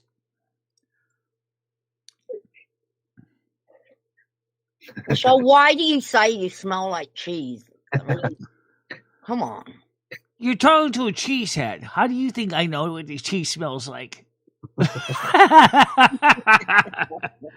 I love cheese. I know what different cheeses smell like. Sometimes I think you smell like cheddar. Really? Yeah, sharp cheddar.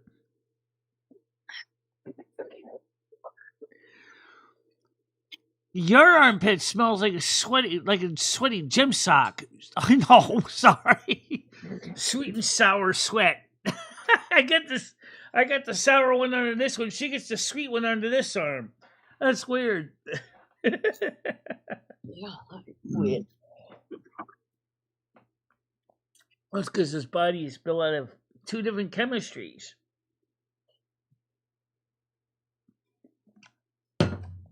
True.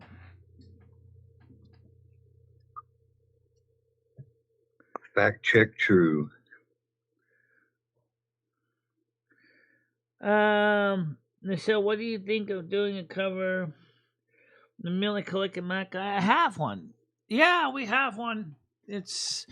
We did it for the Christmas convocation a couple of years ago. Which we got the music, but we don't have the actual Christmas show with our 11H30. But if you guys ever find the original tapes of that, I would love to find it. Michelle would love to find it to put it into the archives. Why don't you have a copy? Because I didn't have any way of backing it up at the time. Because our 11H30 was doing all the recording.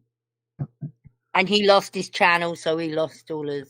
Cringe Report lost the channel. He was a co-administrator on the Cringe Report channel. Was covered. So all that is gone though, because they lost the channel. Unless somebody copied a copy of it somewhere in her files. Somebody said they had it, but they said they wouldn't give it to me. Oh.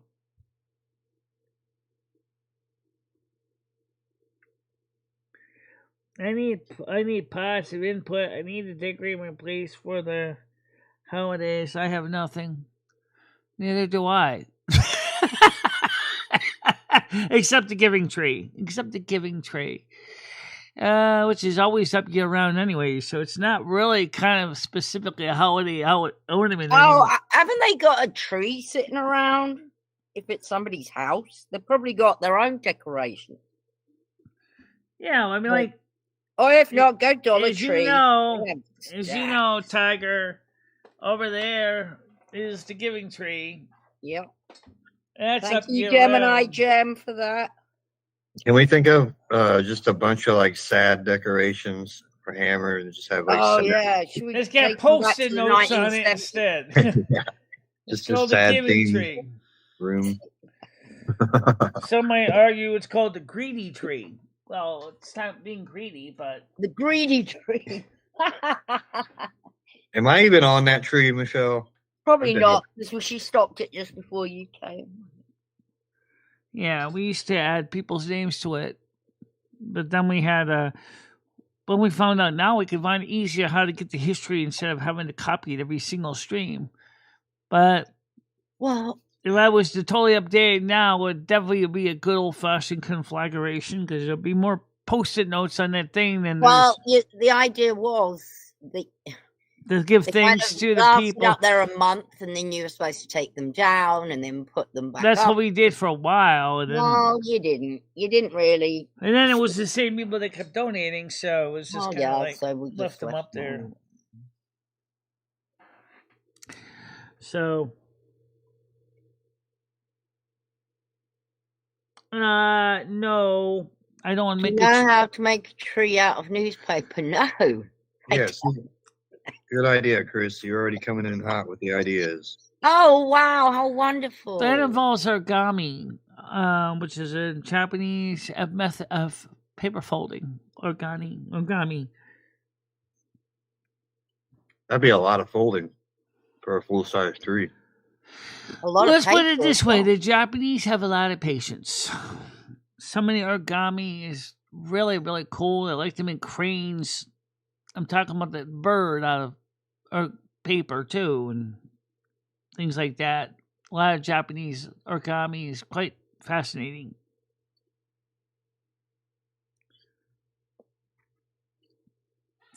I still got 3 more packets of those Christmas lights that are on that tree. I was thinking about putting them around my desk. Yeah, let's get Christmassy. I like it. Yeah. No Soon folding. it'll be time to move the camera facing the tree again so that we can put the tree back on TV. No folding involved in his Christmas tree newspaper. Oh, okay. No folding involved. Okay. Rolling, ripping, and pulling. Yeah, I suspect that's what he would be doing. You're talking about smoking weed, Chris. We're doing that as well.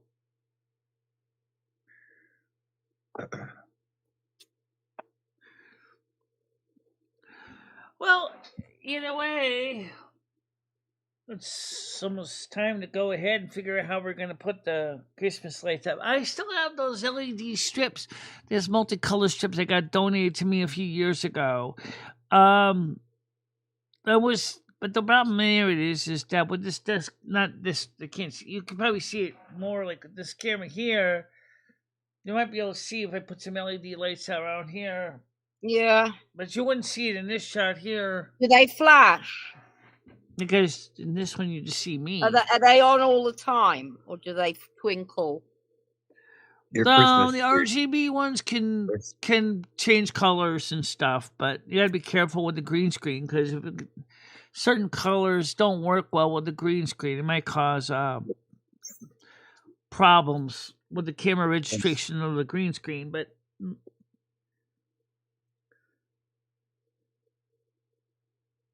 okay, I have no idea. Chris.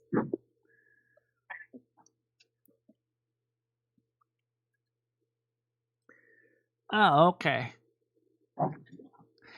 In all reality, would penguins ever get sunburn?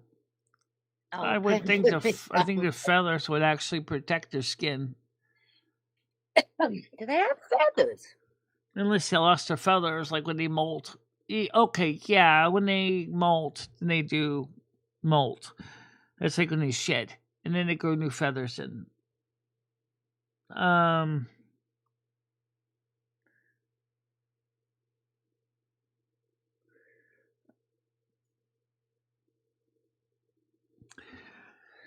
So well. Yeah, I'm gonna get going, Michelle. I'm 98 starving. views. It's a little bit less people. We still got 20 minutes left. So Yeah, well, I'm hungry, so I'm gonna go eat. So have a great day, everyone. yeah, you too. So, tell me, why is, I don't know. Should I bring this up here or not? Don't. It's not a YouTube thing because it's really between the people in the Discord. It has nothing to do with YouTube. Okay, just leave it alone because I'm sure the people in Discord will straighten it out. We're talking about what's going on between Brain Dead and Brad. Yeah. I don't know, Michelle. I mean,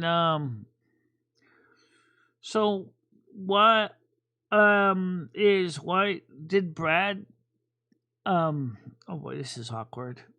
You I know don't what's know. awkward is I don't want to start anything. I really don't. I'm just trying to understand some of the backstory here.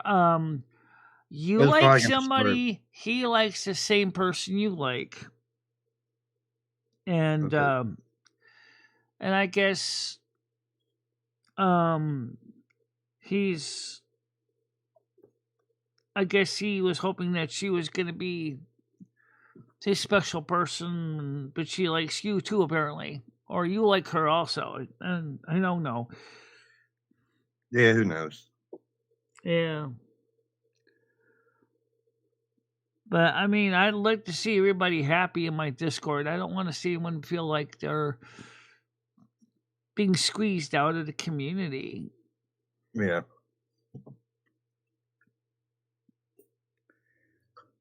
Yeah, I understand that because penguin jokes are your thing. So, what do you think about the Noodles thing? I think he's just frustrated right now, and he'll probably be back. I don't think he. I hope he doesn't forget that I still deeply care about him, because I do. Yeah. I think he knows that. I'm sure he does.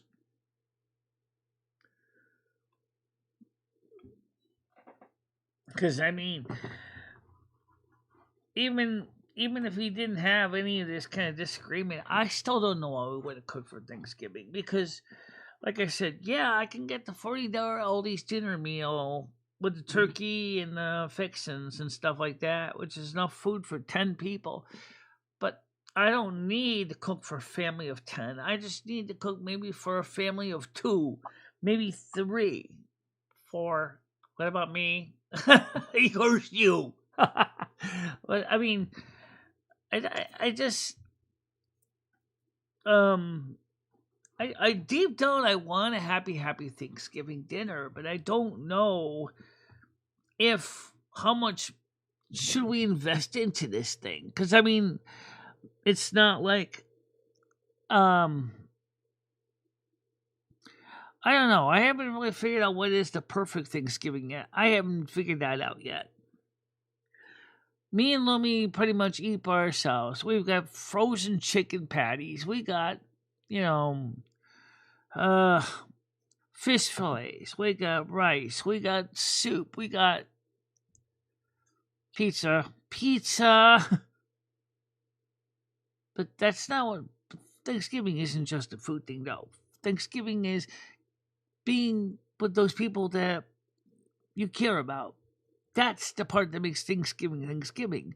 But the sad truth is the people I care about are spread all over the world. They're not just one place. You know, my immediate family doesn't even come see me in Thanksgiving. My mother doesn't come. My brother doesn't come. My sister, when she was alive, didn't come. It's just me and Lomi, one by ourselves. It's not. And the people I'd like to have Thanksgiving with includes Noodles, Chris Bliss, but he can't because he's got family. So he's coming Saturday, which is more than acceptable. More than acceptable. And Yeah. It's more about the people than the day, you know? yeah. Yeah, it's more about the people. And I'd like to also offer the invitation to him or Nails too, because I think he probably would enjoy it if maybe Chris Bliss and him come together, because they live in the same general vicinity. They would know. They would be able to share the ride, share the gas, and I think it'll be fun for him and Nails to see this place. And if I know him, he's going to be scoping out this place for construction projects. Well, we can fix the ceiling here. Oh, I'll just go ahead and get my sheetrock tools. A couple of days, we'll come out here and fix this. Oh, your floor still looks like crap. Let's redo the floor again. Yeah, let's do it again, because the floor does look like it was a hack job.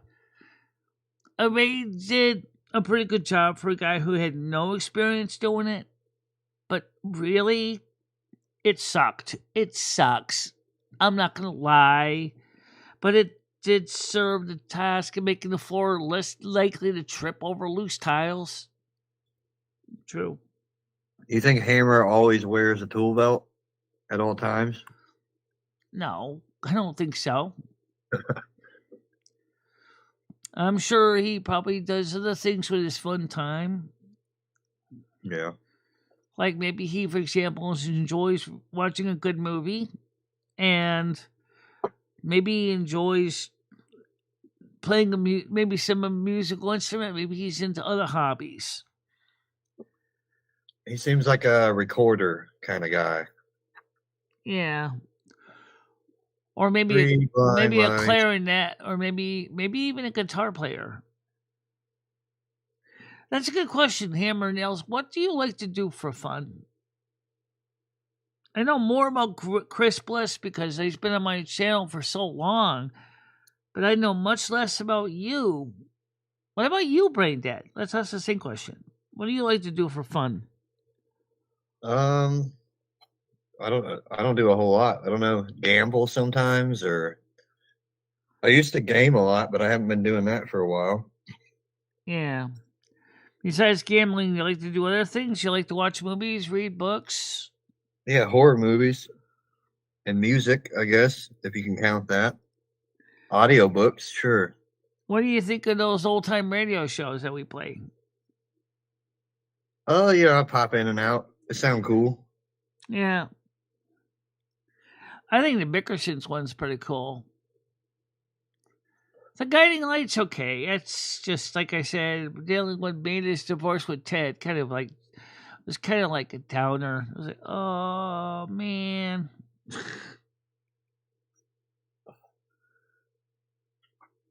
Yeah.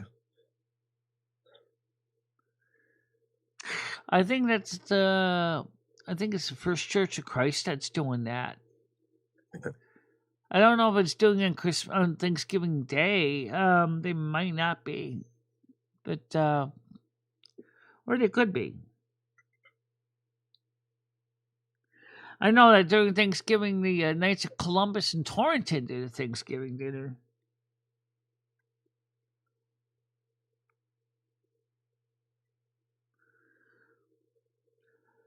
What did you like to do as a kid? Brain Dead. What was your favorite things to do as a kid? I mean, I don't know. We just ran around outside and found stuff to get into. Oh, really? Didn't have any specific hobbies, I don't think. I was very much into dumpster diving. I find old broken radios and TVs and things and just play with them. Hey, it looks like we have somebody else that's very interesting that would like to come up on the panel, Michelle. Who's that? Whoever's in chat right there. I see you. Anywhere but Connecticut, the most boring person that ever graced the panel doesn't do anything but gamble. Big surprise. Chris says, for fun, Hammer likes to play slip and slide with Tina on the big rubber tarp. Oh, that was always a fun thing as a kid. Slip and slide. But you know what? Do you know how many kids, unfortunately, have gotten hurt on the slip and slide? I mean, I never really thought about it as being risky, but the fact is, depending on the kind of hill you're on, you could have problems with head injuries or even teeth injuries because, and sometimes your back, because you're sliding down, and we did it in the 70s. You didn't really think much about that, you know. They thought we're infallible, we're unbreakable. Until you see the kid come into school with a cast on his arm. What happened to you? I fell. It's like, oh shit. Yeah. And then, of course, when you get to be my age, 58, you just kind of look back and go, God knows, in about 20 years, Grim Reaper's going to be sharpening up his scythe, and at 88, I probably not be here anymore. You know, I got maybe 20 years left. The average woman's life is about 85. I've actually already beat the statistics for most people on the spectrum already. Most people on the spectrum are dead by 55. And you're 58. Congratulations. You outlived that statistic. Yes, I did, didn't I?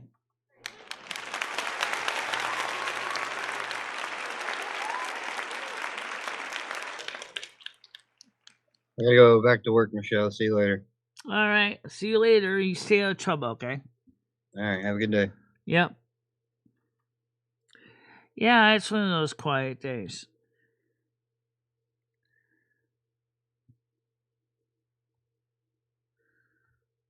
If you want, I could do a Thanksgiving Day. Yeah, we could do that. Because, you know, I will be doing a Thanksgiving morning show, right? Yeah. Of course I'm doing a morning show. No reason not to.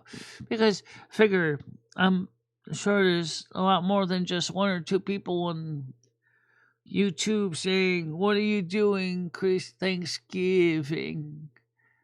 Kind of like the song there by, shoot. I forgot his name right now. Oh, yeah. What we're doing New Year's Eve. Yeah, that's a good song. What do you do New Year's Eve? I see my name seems the name of the singer seems I got the song on record. I forgot who it was. Oh, he also did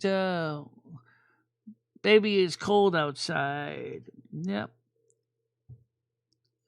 Oh, the weather outside is frightful. He also did that one too. Damn it. What is the name of the singer? Oh, he did so many Christmas songs. Andy Williams. Thank you, Loom. It took me a few seconds to go through my brain and remember it.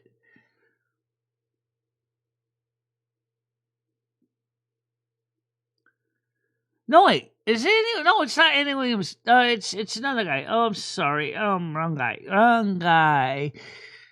But the spirit's right. It's about the right time period. Good morning, everybody. Says Comedy Flow. How you doing today?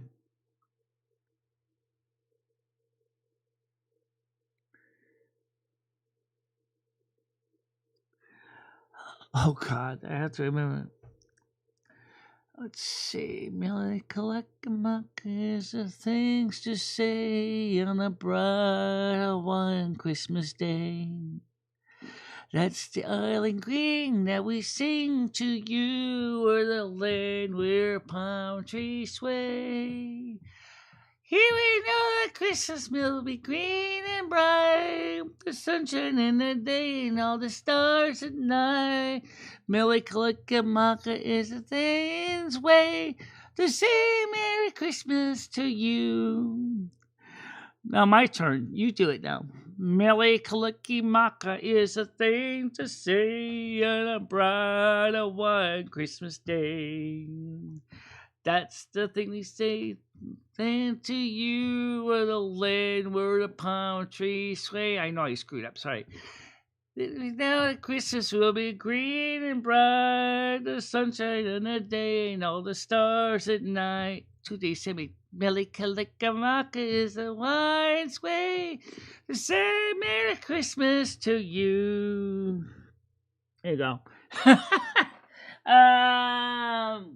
Took me a few seconds to go pull that out of my brain. I would love to play it for you guys. The problem is we can't because of copyright. I know. I'd love to play it for you.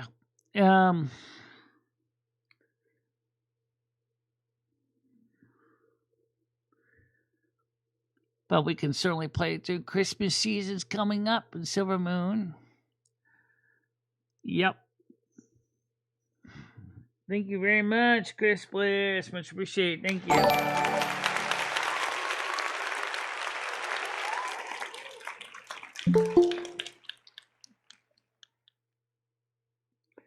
If I only had 150 in rent, that would be the best dishwasher.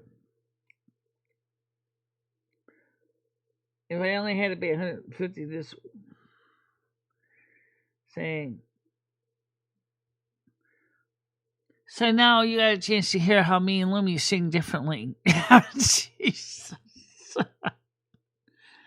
I'm kind of an alto type singer. Michelle is definitely the higher pitched one. Yeah. Okay, let's see. Can you see a little bit of this? What child is this? A little bit of it? I could try.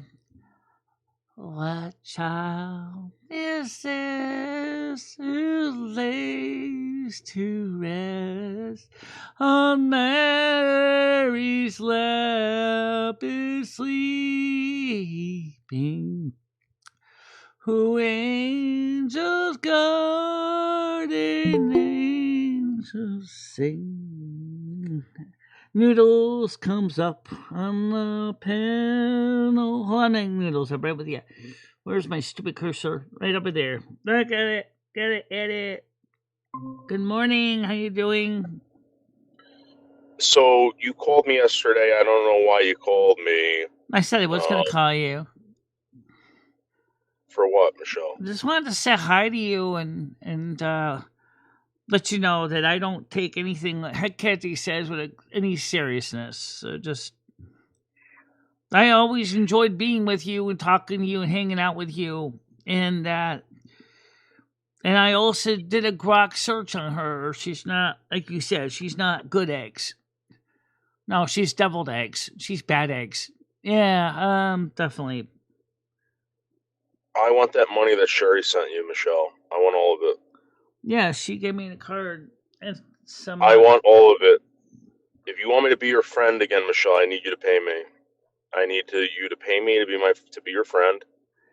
And come on, be serious. Besides, you and I both know that you and I both get mutually something out of this friendship.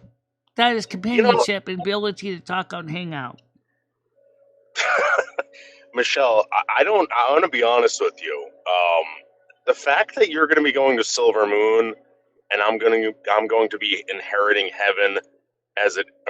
Earth as it is in heaven, kind of bugs me, Michelle.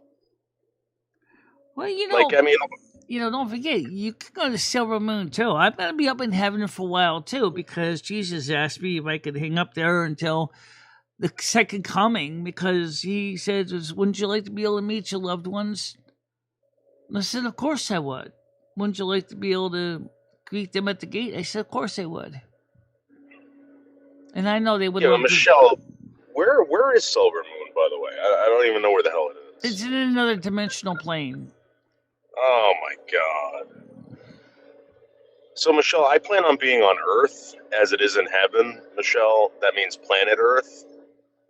No offense, but on this planet, you forced me to travel 2 fucking hours to see you, Michelle. And now you're asking me after we die that I got to travel to another dimension to go hang out with you. You realize that, right? Why don't you just stay on Earth? You also have the ability to come with me to Silver Moon too, if you want. Anybody can go. Remember, it doesn't have the time like we do here. So how do you know? We could be the equivalent of there for 25, 30, 40 years before we go to Silver Moon. Yeah, but Michelle, another fucking dimension, Michelle. You know what I Mother mean? God and Father God take care of all the dimensions. They have a huge, huge group of 13 dimensions in this universe. Oh, The point is that you and I could be together as friends and maybe more than that. And you wouldn't know. what? Well, you could. You never know.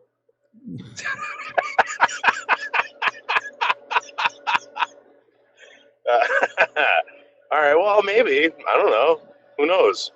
You know, Michelle, I was watching this thing this morning on quantum entanglement. Do you know what quantum Yes, entanglement quantum is? entanglement. Something I barely understand, but yes. Isn't So if you take an atom, you split it in half, right? The other side still can communicate with the A side or B side of the atom. Yeah. And it doesn't matter where it is. It could be anywhere in the universe. Even if the atom itself is not split in half, the atom that you're manipulating is manipulating an atom somewhere else. This is where the new quantum entanglement is being used to create working transporters like they're working on in Japan right now. Right. So what they're saying is that there's also a thing called quantum entanglement. No, it's not quantum entanglement. It's something else. It's like basically a science of why does music make people emotional, right? It's like basically the science of awe, right? So the way science deals with everything is they chop it up into little bitty bits, right? And they put it under a microscope and they look at it. Well, how are you supposed to do that? How are you supposed to explain music to science? You can't cut up the instruments. Even if you did, all you'd find is wood and string. That's because each instrument appeals to a different person in a different way. For example, you might enjoy, say, an electric guitar, where I enjoy the sound of a violin and viola. And then there's a style of music that resonates with our spirits. That's what makes music so powerful. Right, so science can't explain it. That's my point. So if science tried to explain why music makes people feel a certain way, I mean, they could say that it releases like some sort of endorphins or chemicals in your brain, but they still can't explain why. Right. They would try to chop up the instrument and dissect the instrument, dissect the notes of a song or whatever. They can't figure it out, Michelle. Well, it's just something that resonates to different people different ways. Why does some music make some people so violent and other music makes people break out like a lawn sprinkler? You know, it's just something about the way it makes us feel. Feelings. Just general feelings. Can science explain? But don't you find it strange that we're all in a mutual agreement that like porno music is porno music and it makes you feel a certain way, and you know, like you said, certain music makes you want to smash things, and you know, other music wants to makes you relax. It all has to do with how our brain reacts. This is a branch of psychology, actually, the music theory and how it works with the brain.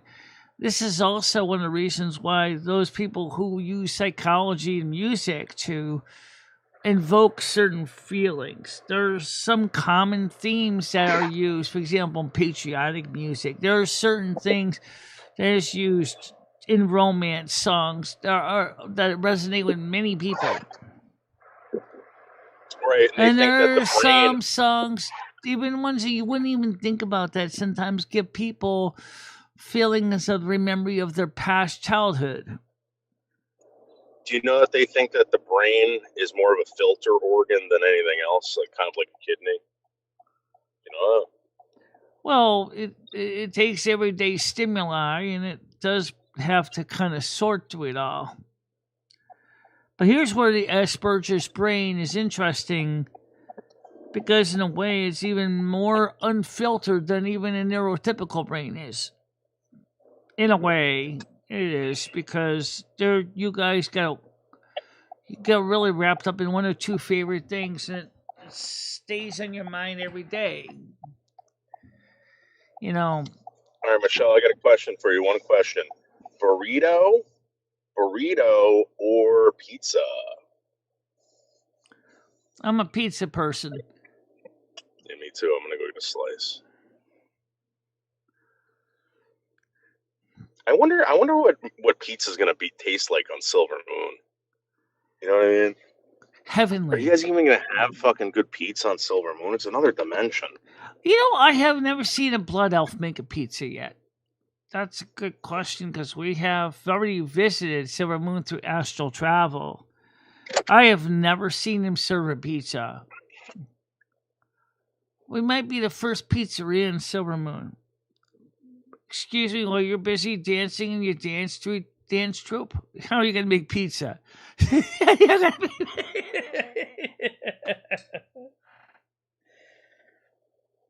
Who knows? Maybe I'd be tossing pizza above my headdress. Multitasking. Just whatever you do, don't hire Tina, because she might just eat all the pizza. You know what I mean? Silver Moon's going to be interesting because it's still going to have your challenges. It's because what it is, we're incarnating on Silver Moon from baby to adult. We're not just going in there like you do when you go to the other side. You know what, Grizz? Sherry already hooked us up. Relax, Grizz. Scumbag. Wait, what's he saying? Oh, Michelle, ask Noodles if he needs donations to afford to come for Thanksgiving. Oh, shut the fuck up.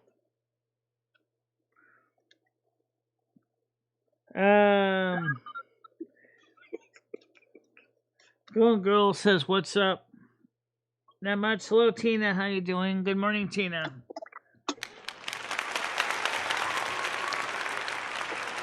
Hey, Michelle, in all seriousness,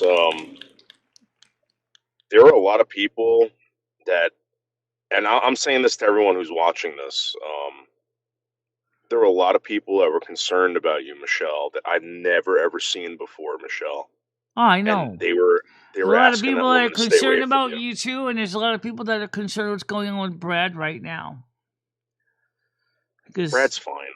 Brad's having some personal, emotional issues right now with some people in Discord, but No, Brad's fine. I feel bad for him though. He's a good guy. Yeah, people listen, Michelle. Brad's a man, all right? Brad can come to any of us guys and ask for help. Men don't do that. And sometimes men need to figure it out for themselves. And, you know, Brad will be fine. Brad's a man. He I'm telling you, he's fine. Well, like if he was like Red, I would be like concerned, you know. I think Bradley and Craig Sr. could actually have a good time talking to each other. They're both cancers. And Craig Sr.'s an older man. He's been through a lot. And so is Bradley. And I think the two could really be the best of buds. Craig Sr. could be his big brother and help him to understand the world around him.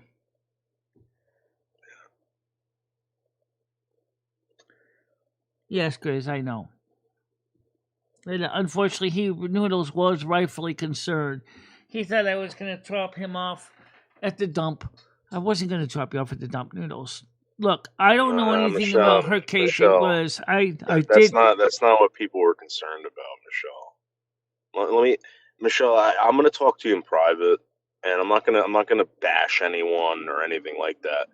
But Michelle, I told you what happened when we were at that hotel. I told you what those people were doing. I don't want that again. Oh yeah, I know what they were doing. They were trying to copy little video clips to say Noodles is this, Noodles is that. No, Michelle. People are always going to do that. I'm talking about like They called the police, Michelle. I know they called the police because that's what they thought. You know. No, they didn't. Michelle. Which is total bullshit. You know that. Michelle, they didn't do that. They were picking on people, and again, if it Moose, starts I don't happening disagree again, with Michelle, you that Red is definitely a lonely bull. Yes, he is.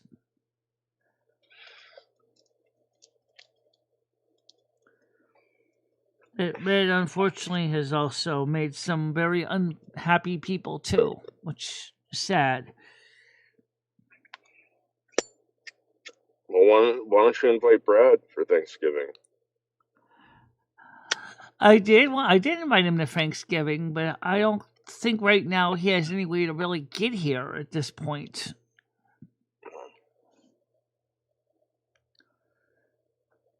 Because we don't But really. he we don't wanted really to come. drink it.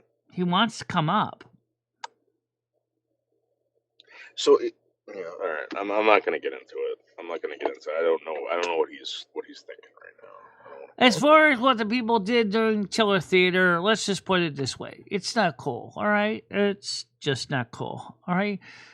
Look, Noodles is not trying to hurt me or cause harm, okay? Let's get this clear.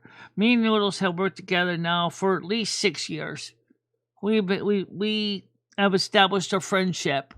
We've been together quite a while. You know what I want to say to that fucking Yam Ranch? Yam Ranch, you described me as bald and fat. Bald and fat. Yes, he did. You scumbag. You scumbag motherfucker. Let me ask you a question. Yam Ranch. Why don't you make a song about Daniel Rourke? Why don't you make a song about goddamn Daniel Rourke? Why don't you do a song about yourself, Yam Ranch? I'd love to hear him sing a song about himself. What does he want in his life? Oh, I'm Yam Ranch. I'm an asshole because I'm unhappy because my life sucks. My dog died. My girlfriend left me, and I can't basically get a good lay. That probably is exactly what's going on. I don't know why he likes to pick on people, Noodles, but he does. Yeah, but Michelle, he called me bald and fat. That fucking scumbag. Yeah. Yam Ranch, if I ever get my fucking hands on you, Yam Ranch. Yes, Chris, I know. You're a scumbag. I mean, Yam Ranch is you probably can rightfully say to him, just like Case and Oakland said to Captain Catherine Janeway, "You have made an enemy today," and you literally could mean it, Noodles. Because until now, Noodles never really gave you much thought, Yam Ranch, at all. You weren't even on his radar. One more fucking time, Yam Ranch. One more fucking time. I don't think he gives I don't think he cares one way or another. That was a pretty boss fucking tune that guy made, though. You ever listen to his music besides that one song about you? I mean, some of the songs he writes about me are not exactly conciliatory. Well, I mean, they're good. They're not bad. Come on. But they're kind of in bad taste. Yeah, so what? But he did call me fat and bald, which again pissed me off to the max, Michelle. To the max. Why doesn't he write songs about Daniel Rourke? Why doesn't he write good songs about people's good traits? Hold on, Michelle, I'm getting a text coming through right now. Let me see if I can play it on my audio. We should be able to. Are you playing it on the same phone that you're talking to me on? Yeah, unfortunately, I guess because I'm on the phone with you, it won't let me play the text. Oh, it's an audio file. So if it's a text file, why don't you read it? If it's a message. Okay. Okay, this is from Secret Text Messenger. Okay, it's ready to come up. I just heard a dinger dong. It's Tina. Hold on a minute, Tina. Give me a second to put my cursor here. Gaming Fairy found out that Red has been watching Molasses' porn, so she left YouTube. Says a secret text messenger, Oh, Michelle. really? Oh, All I know is that me and Red were wondering where she was for 3 days. and aren't you bald and fat? I'm not bald, but I'm fat. You're lucky to go bald, Michelle. Michelle, if you had gone bald, right, would you be wearing a wig the whole time? I think you would, right? Yeah. Michelle likes my wig. Good luck trying to brush that thing. We had to brush her wig. It was a job. Oh, very funny, Grizz. Very funny. Scumbag. Michelle, call Grizz a scumbag right now. Look at him. I'm not gonna call him that. I don't want to keep feeding the trouble. You know what I'm saying, right? Now, speaking of messages, let's see if Gaming Fairy actually got back to me, because I did send her a message. And Well, according to the secret text messenger, Michelle, she found out that Red has been watching molasses porn and left him for good. That's just sick. Oh, I just got another text message in from secret text messenger. Tina has more hair on her back hump than you do on your head. That's probably true. The camel thing that you have on your fucking back of your neck. I'm proud of my camel hump. I'm proud of my camel hump. Let's see, I got some messages here. Let's see which ones I can share. At least I have hair. Shut up, Tina.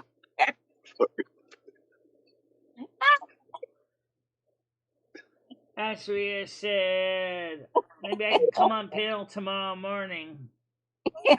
Well, that's okay. If you're going to come on, I just figured that maybe you might want to try to straighten out the mess. All right, Michelle. I'm going to get pizza. I'll be right back. All right, you stay right here, Michelle. All right. Yeah, he's opening and grow his hair back. Tina, keep your fingers out of your mouth, Tina. Right now, like I said, is that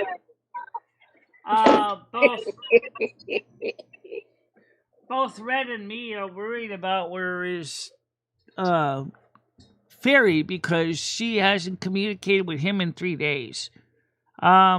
She didn't reach out to me last night. I didn't see her on Silvermoon on Sunday either.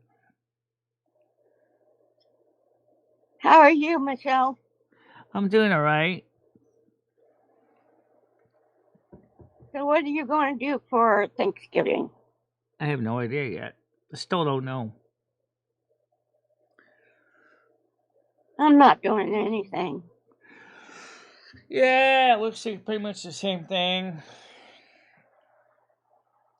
Chris Bliss said to me is maybe we can go out on Saturday when he comes over for dinner. So we can do that. We can always eat out if we had to. Yeah. Go to a nice, decent restaurant. Find something that's open on Saturday, which is probably more than likely would be a thing. Yeah. And, of course, Noodles is more than welcome to hang out with us, too, of course. Yeah, I thought Noodles was coming up there, too. Yeah.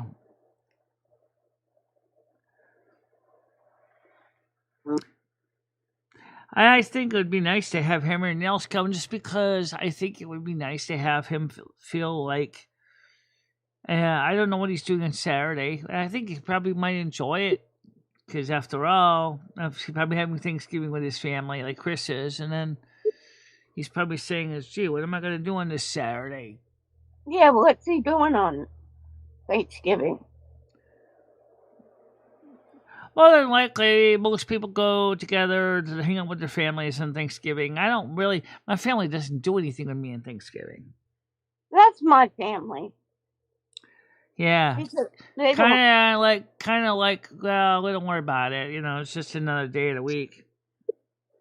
Exactly. My family don't get together. There's some of my friends back in the service managed messaged me about Red. His name is on the list, and they're ready to make a move on him. Who's ready to? Do you cook for Thanksgiving dinner? No, because we don't have anything to cook. Well, Thank you. you know you can order some of those food boxes from your local grocery stores or even Walmart.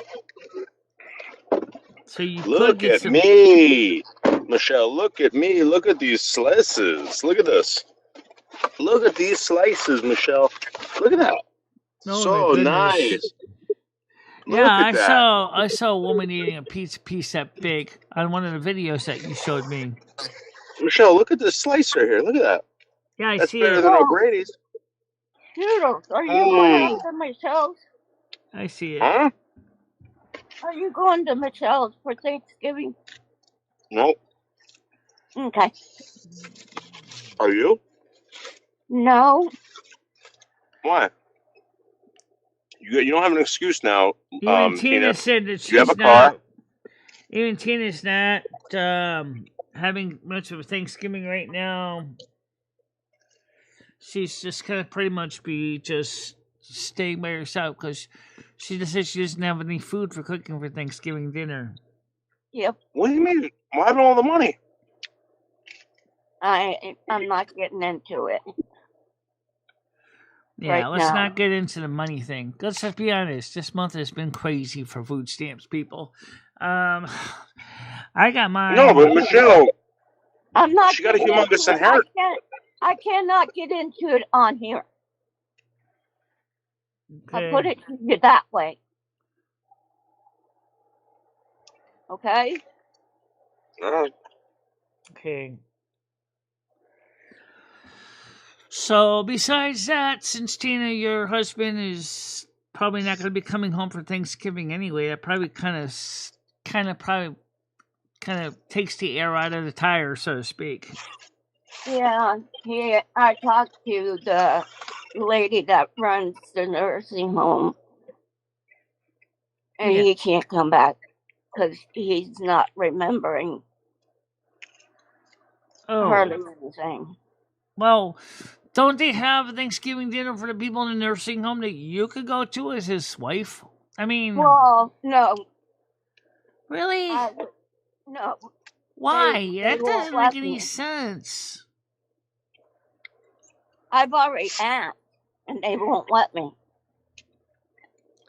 What? Tina, how many turkeys can you eat on Thanksgiving? Like if someone put like 10 turkeys out on a table, how many turkeys do you think you can eat? One. I can't eat a whole turkey. I just eat like a leg and maybe a little bit of white That's meat. what I'm That's about talking. it. Yeah, that's Yeah, what but I'm Tina said talking she can eat about. the whole thing. No, I can't. No. What about Gidgey? I heard she's gonna be dumping tons of gravy on her head, Michelle, sticking stuffing up her nose. Why don't you do something like that, Michelle? Well, I think though that's Tina. That's sad that they won't even let you have a Thanksgiving with your husband. I mean, come on. He can't come home. You said, and yet they're saying is that we don't let the members have the guests and family for Thanksgiving, even their wife. Come on, that's so stupid. So I'll be here. Yeah, so you're gonna be pretty much eating probably a bowl of cereal and some milk. Yeah. Tina, let me ask you a question. What would happen if you didn't go home for a month?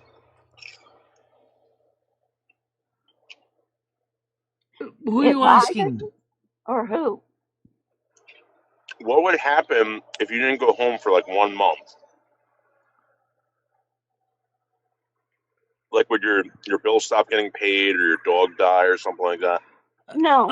I would think that's definitely the kids would probably not bother to pay the bills. And then Tina would come back, and then she finds a whole stack of utility bills with past due notices on them. And then the dog and the cat probably wouldn't be fed because the kids would say, "Well, Ma, that's your job. I wasn't here for a whole friggin' month. I was on holiday. What do you mean to tell me you couldn't even bother to feed the cat? Now I gotta bury the damn cat and the damn dog. Thanks a lot. Yeah, really. Yeah, it's exactly what would happen, Tina. You know that. Yeah, you're right. You're right. What about if we just brought you to Michelle's and you stayed there for a month, Tina? I don't think Tina could handle the stairs, Noodles. It would Oh, be yeah, very yeah. difficult for her to go up 3 flights of stairs. However, the landlord is going to have 2 apartments free soon. Right now, apartment number 6 is getting a whole new floor. And apartment 1, which is on the 2nd floor, which would be good for one person that doesn't have a lot of stuff, would be available for someone like Tina that they at least can handle 1 flight of stairs. You know? Yeah, I could. Yeah. Yeah. It's got a good wide set of stairs in the front, so you could easily get up 1 flight. It's not like you have to do like 2 or 3 or 4 flights like you do to get on my 2nd floor. We had an elderly woman and her husband living in apartment 1. I guess they moved on to another place. Where they went, I don't know. Mrs. Miller I talked to her. She seemed like she was a really nice older lady. I don't know why they moved. But I don't think you could afford it at $1,000 a month rent. That's just it. Yeah. Maybe you can get the Rockers to move in. That would be awesome. Tina, why don't you and the rest of the Rockers move to Winsted, Connecticut, and live at 112 Because Main Noodles Street? is more expensive here than it is where she lives. Yeah, A lot more expensive. a lot more.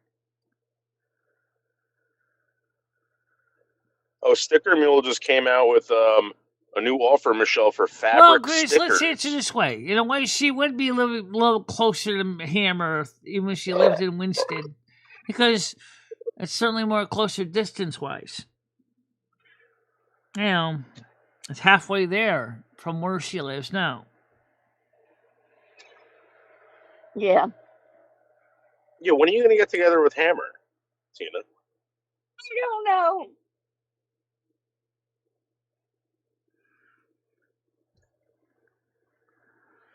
Yeah. Tina, have you ever pleasured yourself to Hammer? No. What? No.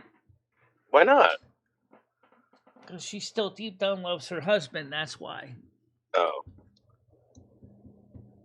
Well, we're not talking about... just pleasuring yourself to the thought of Hammer. Thrusting and Well, remember pounding. what the Bible said, Noodles. Just to remind Oh, you yeah, of the that's right, 10 yeah. Commandments. You know, That's true.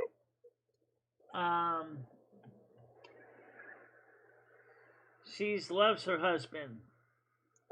Yeah. Even though right now he's having a hard time. See any messages for me? Nope.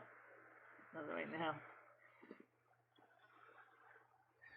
So, I mean, what are you going to do? talked to him today. Okay. And he doesn't remember when we was dating or anything like that. Does he remember you, though, Tina? Like, does he remember who you are? Somewhat, yeah. And the kids, he doesn't really remember.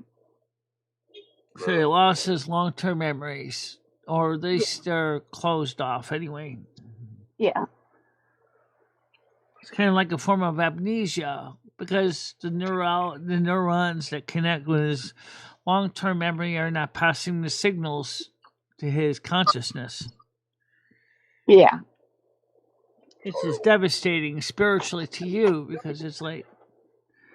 But then in a way, especially if you guys had a bad past, it could be an advantage because you could start over in a way. You know what's crazy? My mother started going like that, right? Yeah. The last conversation I had with her, she said that she had something for me. My mother used to play this game with me, so I know she remembered me. And when I was a kid, she used to play this game with me where she would say, "Oh, I got you a present," and she'd pull out a stick of gum.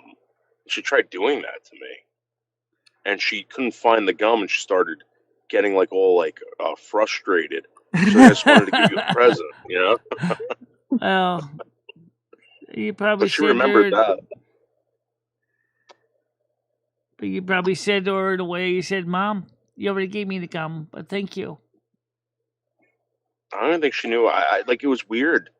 Like, you know, I mean, when I asked Tina that, that sucks, Tina. I'm You know what's sorry. funny though? And sometimes when it's near the end, that the people all of a sudden got a sudden stroke of clarity and they remember everything that they had forgotten for a Yeah. while until they're like the last hour, and all of a sudden they're remembering all the stuff that happened in their life in like the last hour or so, or their time on Earth.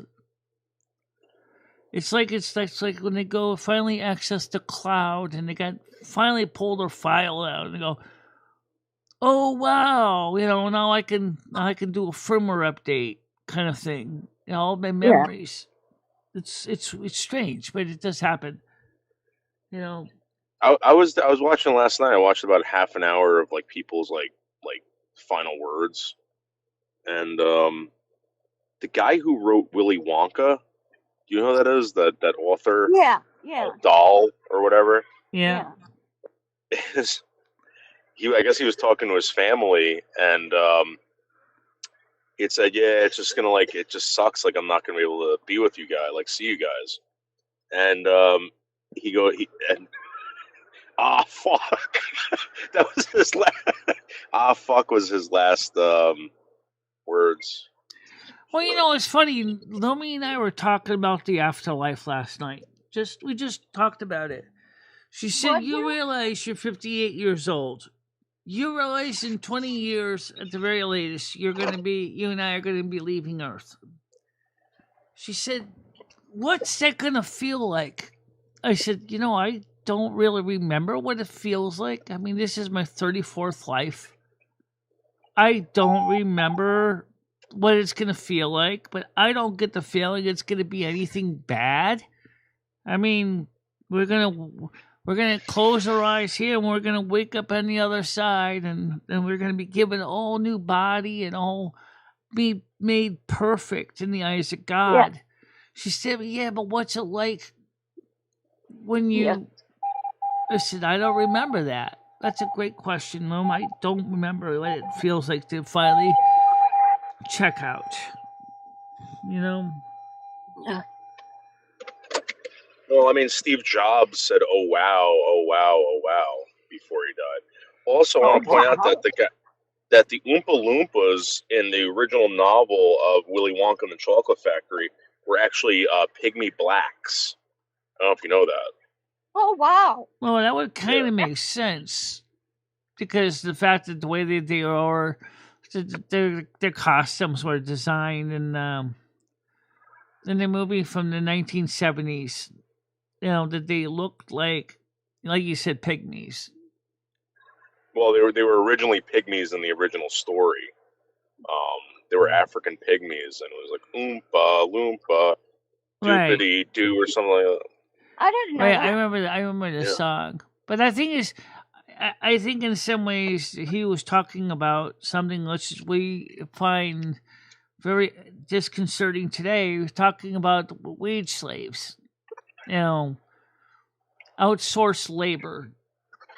Yes, that's exactly what it was. Which, when you think about it, is very uncomfortable because we're still dealing with that even today in the 21st century. Yeah, we are. I mean, we used to bring people in from foreign countries. We still do. We bring in people from foreign countries to do our jobs because we don't want to do our jobs. And it's kind of sad when you think about it.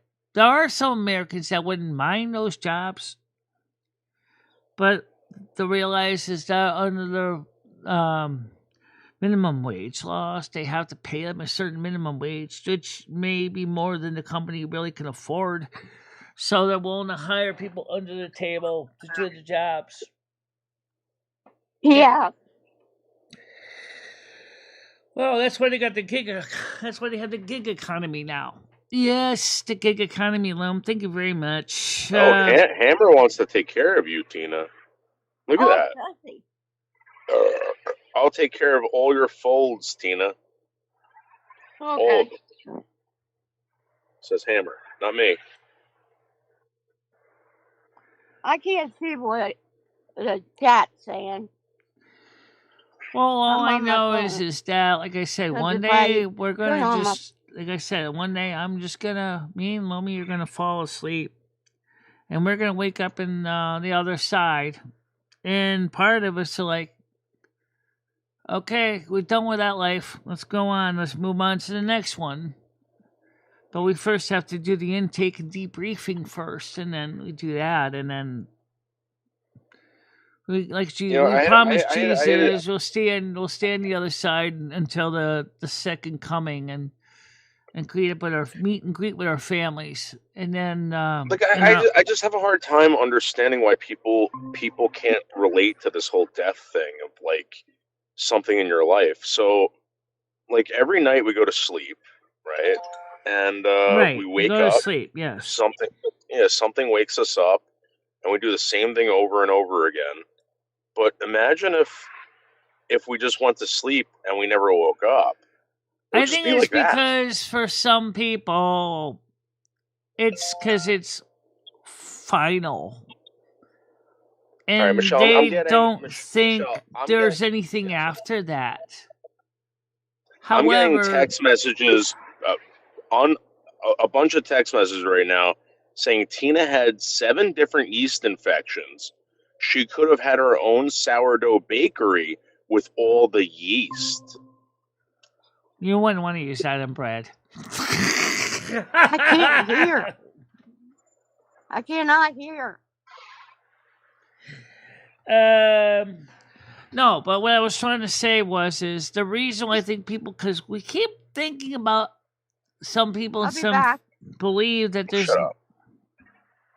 Sorry, not you, Michelle. Tina. Okay, some people don't believe that there's anything after this life because the only person that we have documented proof of resurrection after death was Jesus Christ of Nazareth, and yet we do have people. No, that's not true. That's not true. Well, Michelle, he was certainly the one that's documented. Of course, you go by the near-death experiences, the OBE experiences, then you see that there's more going on beyond what the Bible tells us. Okay, but Michelle, we had Lazarus. Lazarus was brought back from the dead, and so is that little girl. Right. Oh, sorry. Lazarus was risen by the dead by Jesus. He rose him from the dead. Yeah. And so this, the Roman centurion's daughter. Know this, that... But here's the thing, Michelle. Because people in this day and age are saying, show me, prove it.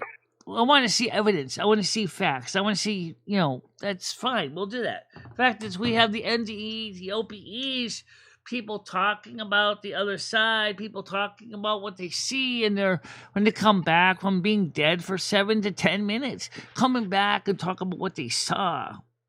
And some people, in fact, a lot of them report good things, but there have been a few people that I should say didn't have a nice trip. Okay? That's the ones that scare some people. The ones that did not have a nice trip. It's not all rosy out there. There are some people who will have the most miserable OPEs and NDEs because they didn't go to heaven. Okay? Grizz, do you think that Tina tastes like sourdough, like her whole body? I have no idea. I'm not a cannibal. I wouldn't know. Well, I mean, if you just licked any part of Tina, would it just taste like a sourdough bread? You know what I mean? Jesus is always with me too, Chris. He is my brother in spirit. Tina, can you hear us now, Tina? Being dead for 7 to 10 minutes, coming back and talking about what. Oh my God! And some people, in fact, a lot of them report good things, but there have been a few people that I should say. Tina, didn't have a nice trip.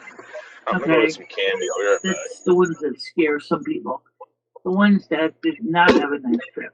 It's not all rosy out there. There are some people who will have the most miserable B's in the East because they didn't go to heaven. Okay, they. Yeah, do you, Yes, Chris. do you I think that always Tina have. tastes like sourdough, like her whole body? Before Lumi and I got married, she was serving as my guardian, my spirit guide. I Yes. cannot hear you. And after I married Michelle, which is in our life chart, Mother Asna took over that role. But she, in the principalities and the it thrones, make sure Michelle and I are staying safe. Just as your own guardian angels and spirit guides are watching out for you, Chris.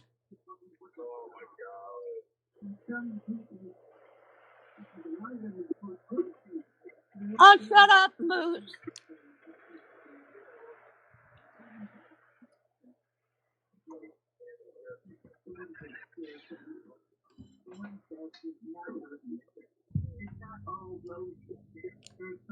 All I know is just that it'll be interesting to see how that works out. Shut up. Well, Moose. like it or not, Loam, sooner or later you're going to find out about it. Okay? Just accept it. It's going to happen. We all come in the world, and we Shut all going to up, leave the world. Noodles. So for right now, we just got to do the best we can to be a good example for other people. We're not perfect, but we'll try.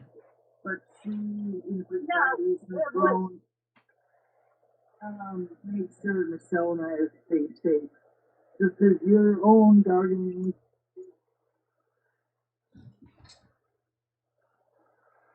Yeah.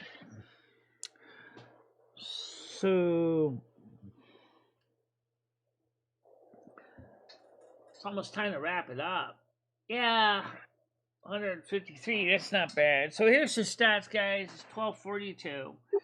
We got 16 people on right now, 9 likes, $1.99 donations, no memberships, 153 views. Average viewer engagement is 20 minutes and 14 seconds. Which isn't bad.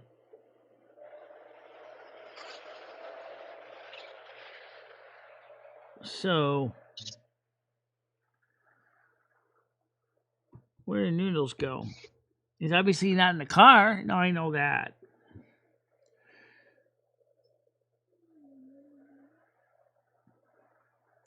But Chris Bliss, yes, you are well loved by your spiritual supporters, just as you're well loved by your YouTube community too, because of your creative energy.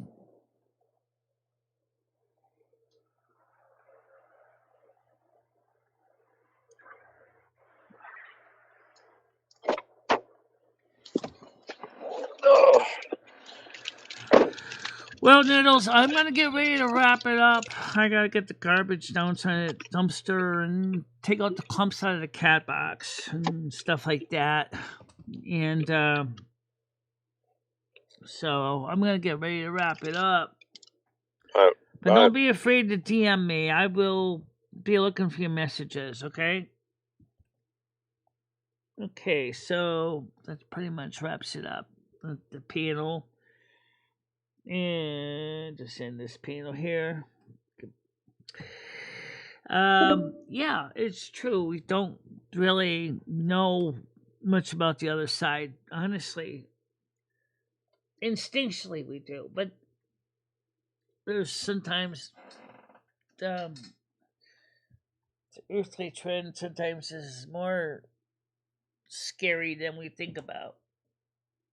Doesn't make any sense. Just, I keep thinking about that one song from the 60s. We were talking about last night. Oh, where could my baby be? She actually went away from me. Because I was talking about from the car accident. She just left this world, it's understand. be good, right? So he's saying this is he wants to be with his girlfriend that passed away in an accident. He has to be perfect. He has to be good in this world. It helps. But there are people that sometimes, because of reasons they don't understand, think that they're never good enough. And that's not the case. Mother God, Father God handcrafted you lovingly. And they don't want to destroy you. They want you to be successful and happy.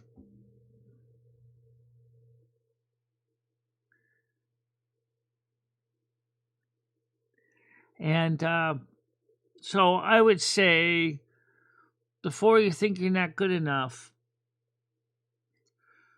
maybe you need to ask yourself, who said that? Who said I'm not good enough?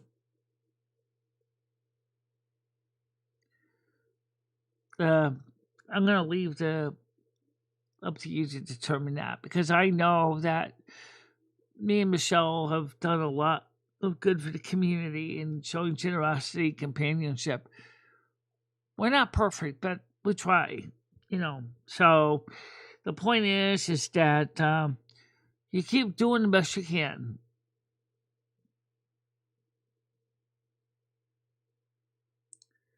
The song reminded me of what happened to Lenny Bruce. Lenny Bruce. Who's Lenny Bruce?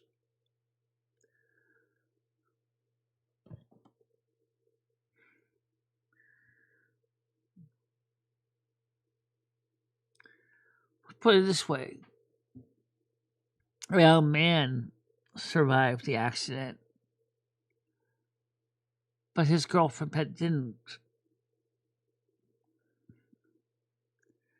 And so it's understood they have to be good, be good to leave this world to be with his girlfriend. I know that's kind of dark. I'm sorry, but it's just got a reminder in a way. Hey, you never know. I might wake up tomorrow on the other side and not even really have any knowledge about it. Just here today, gone tomorrow. Or it could be gone in 5 minutes, 10 minutes. Yeah, absolutely.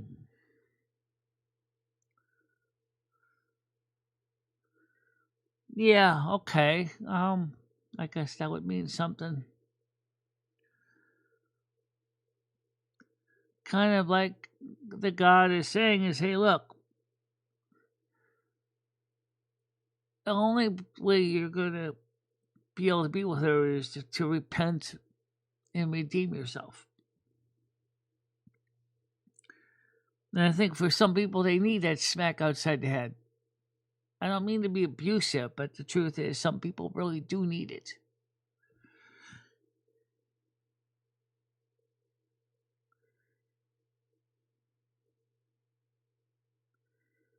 He prayed to God and made a promise he'd stop scamming if God saved her. And did God answer that question? That's the question.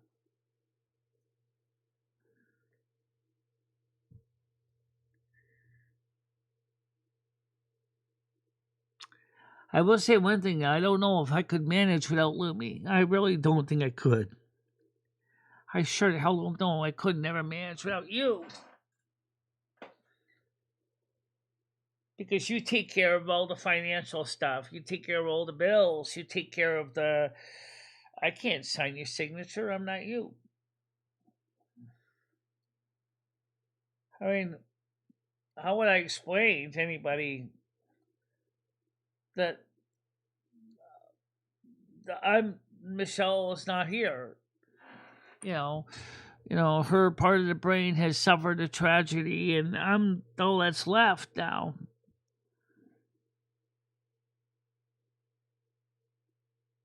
Okay, I know a lot of Catholics have done that. Prayed for God to intervene to help loved ones. Some people didn't have to make any kind of big sacrifices. Some did. It's different for each person. But yes, if I ever passed away and you had to take over, I don't know how you would react.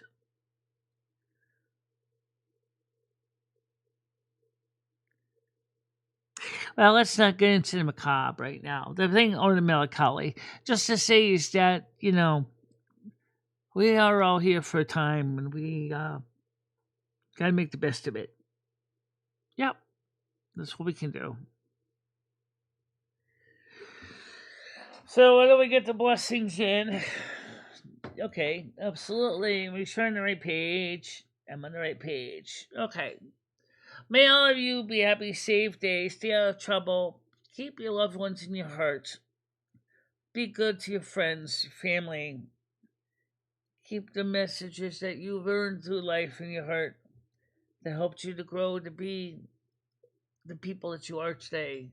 But don't forget, despite the way the world is, you don't have to be the asshole of the year. Focus on doing good for one another, and may the strength of your spirit help the world to continue to grow. It's kind of long, but I gotta agree with that. You're only on this earth for a short while. You don't know how long. So go out there and be excellent to one another. Show them your strength. Show them your generosity, your compassion, your decency. Because that's what God asks us to do. The service is over. Time to go in peace, kind, love, and don't forget to party on, dude. And we'll see you all tomorrow morning. Bye-bye. Bye-bye, guys. Michelle and Maria Lumi, I will always be there for you. Michelle, never stop believing in yourself. Go out there and show the world what you can do. Go kick some ass and have a good time doing it. I love both of you so much. I love how far you have come on YouTube. In the samba's embrace, she finds her way. Twisting and turning, she won't let things sway. With love for the music and fire in her soul, she dances through life, her heart in control. She won't give up, she won't sit down. In her purple dress, she twirls around.